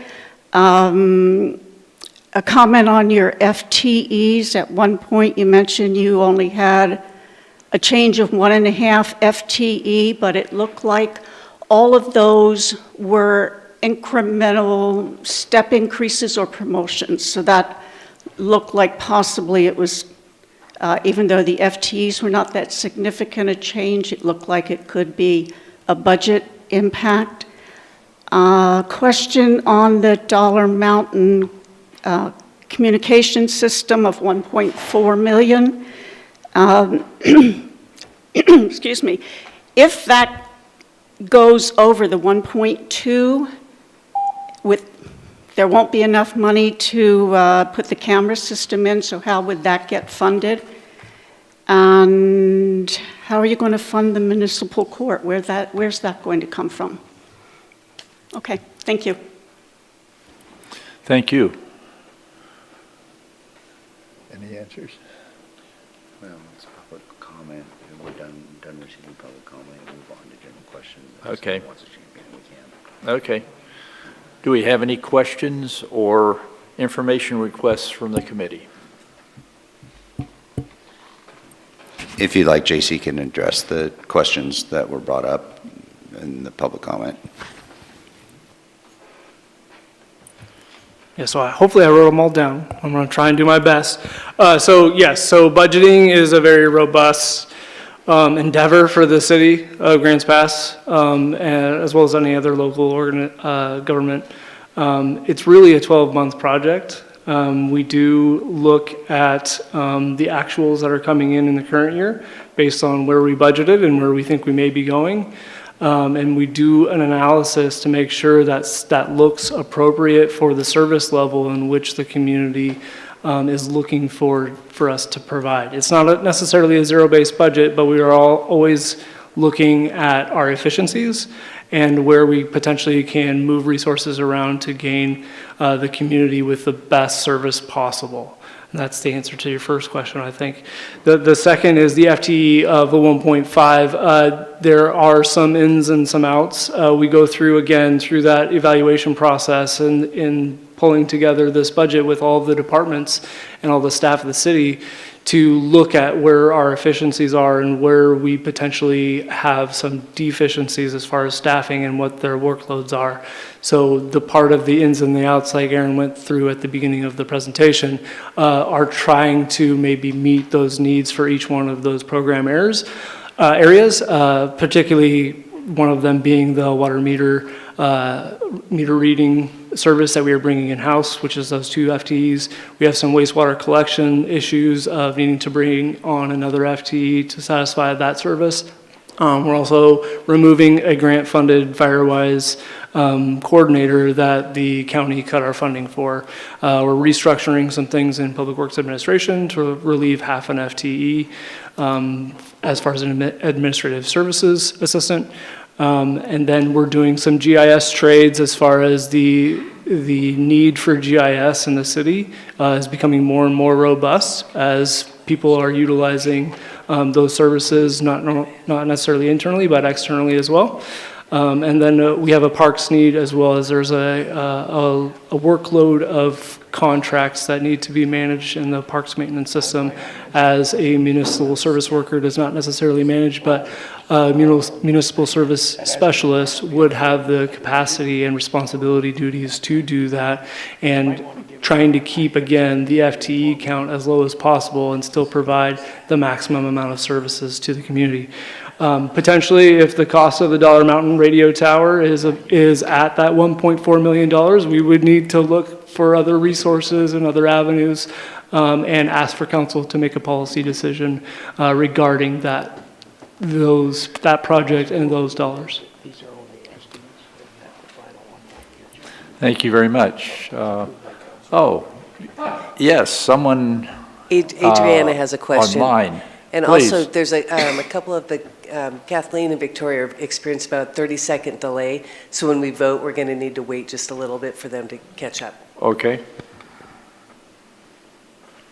Hi, it's Adriana Reinhardt. It's not necessarily a question, just kind of closing thoughts. As we're moving forward and considering the municipal court, of course, there's so many different things that are going to go into that consideration in the finance, but I think we should probably start with figuring out the prosecutors and the defense attorneys.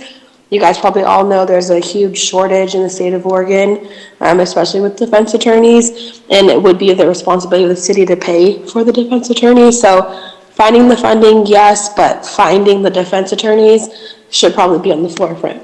Thank you. Thank you. That's it. Okay, I thought we had one more. Okay, now what okay, go ahead, Terry.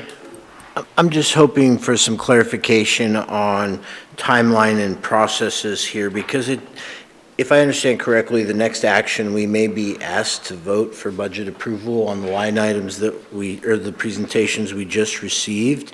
And I also realize that this is a council action, maybe more than a budget committee, but will council review the proposed non-bargaining salary agreements as that could impact all 3 of the budget proposals we heard tonight, and are those included in the proposals we heard tonight?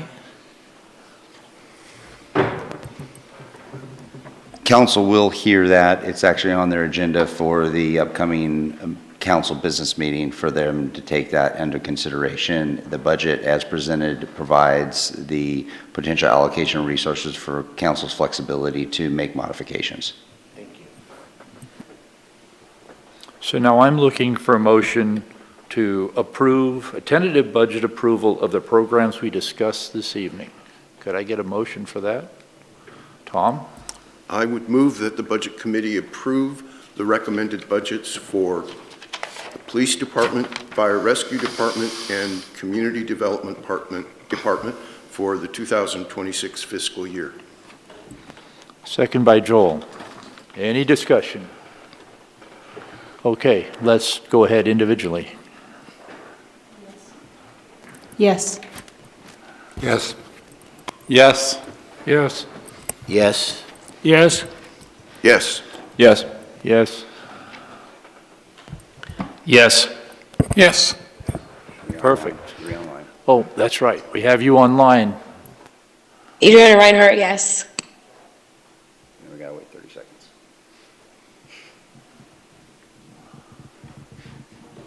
Be easier if you were here. It's gonna pass. Perfect. Oh, that's right. We have you online. Adriana Reinhardt, yes. Kathleen Crone, yes. I think that was everybody. Kathleen said yes. Kathleen Crone, yes. Thank you. Okay, I think that's everybody. Okay, so that passes, and our next meeting will be Thursday at 6 p.m. Thank you, everybody, for being here, staying late, but that's the way it is. We got it done.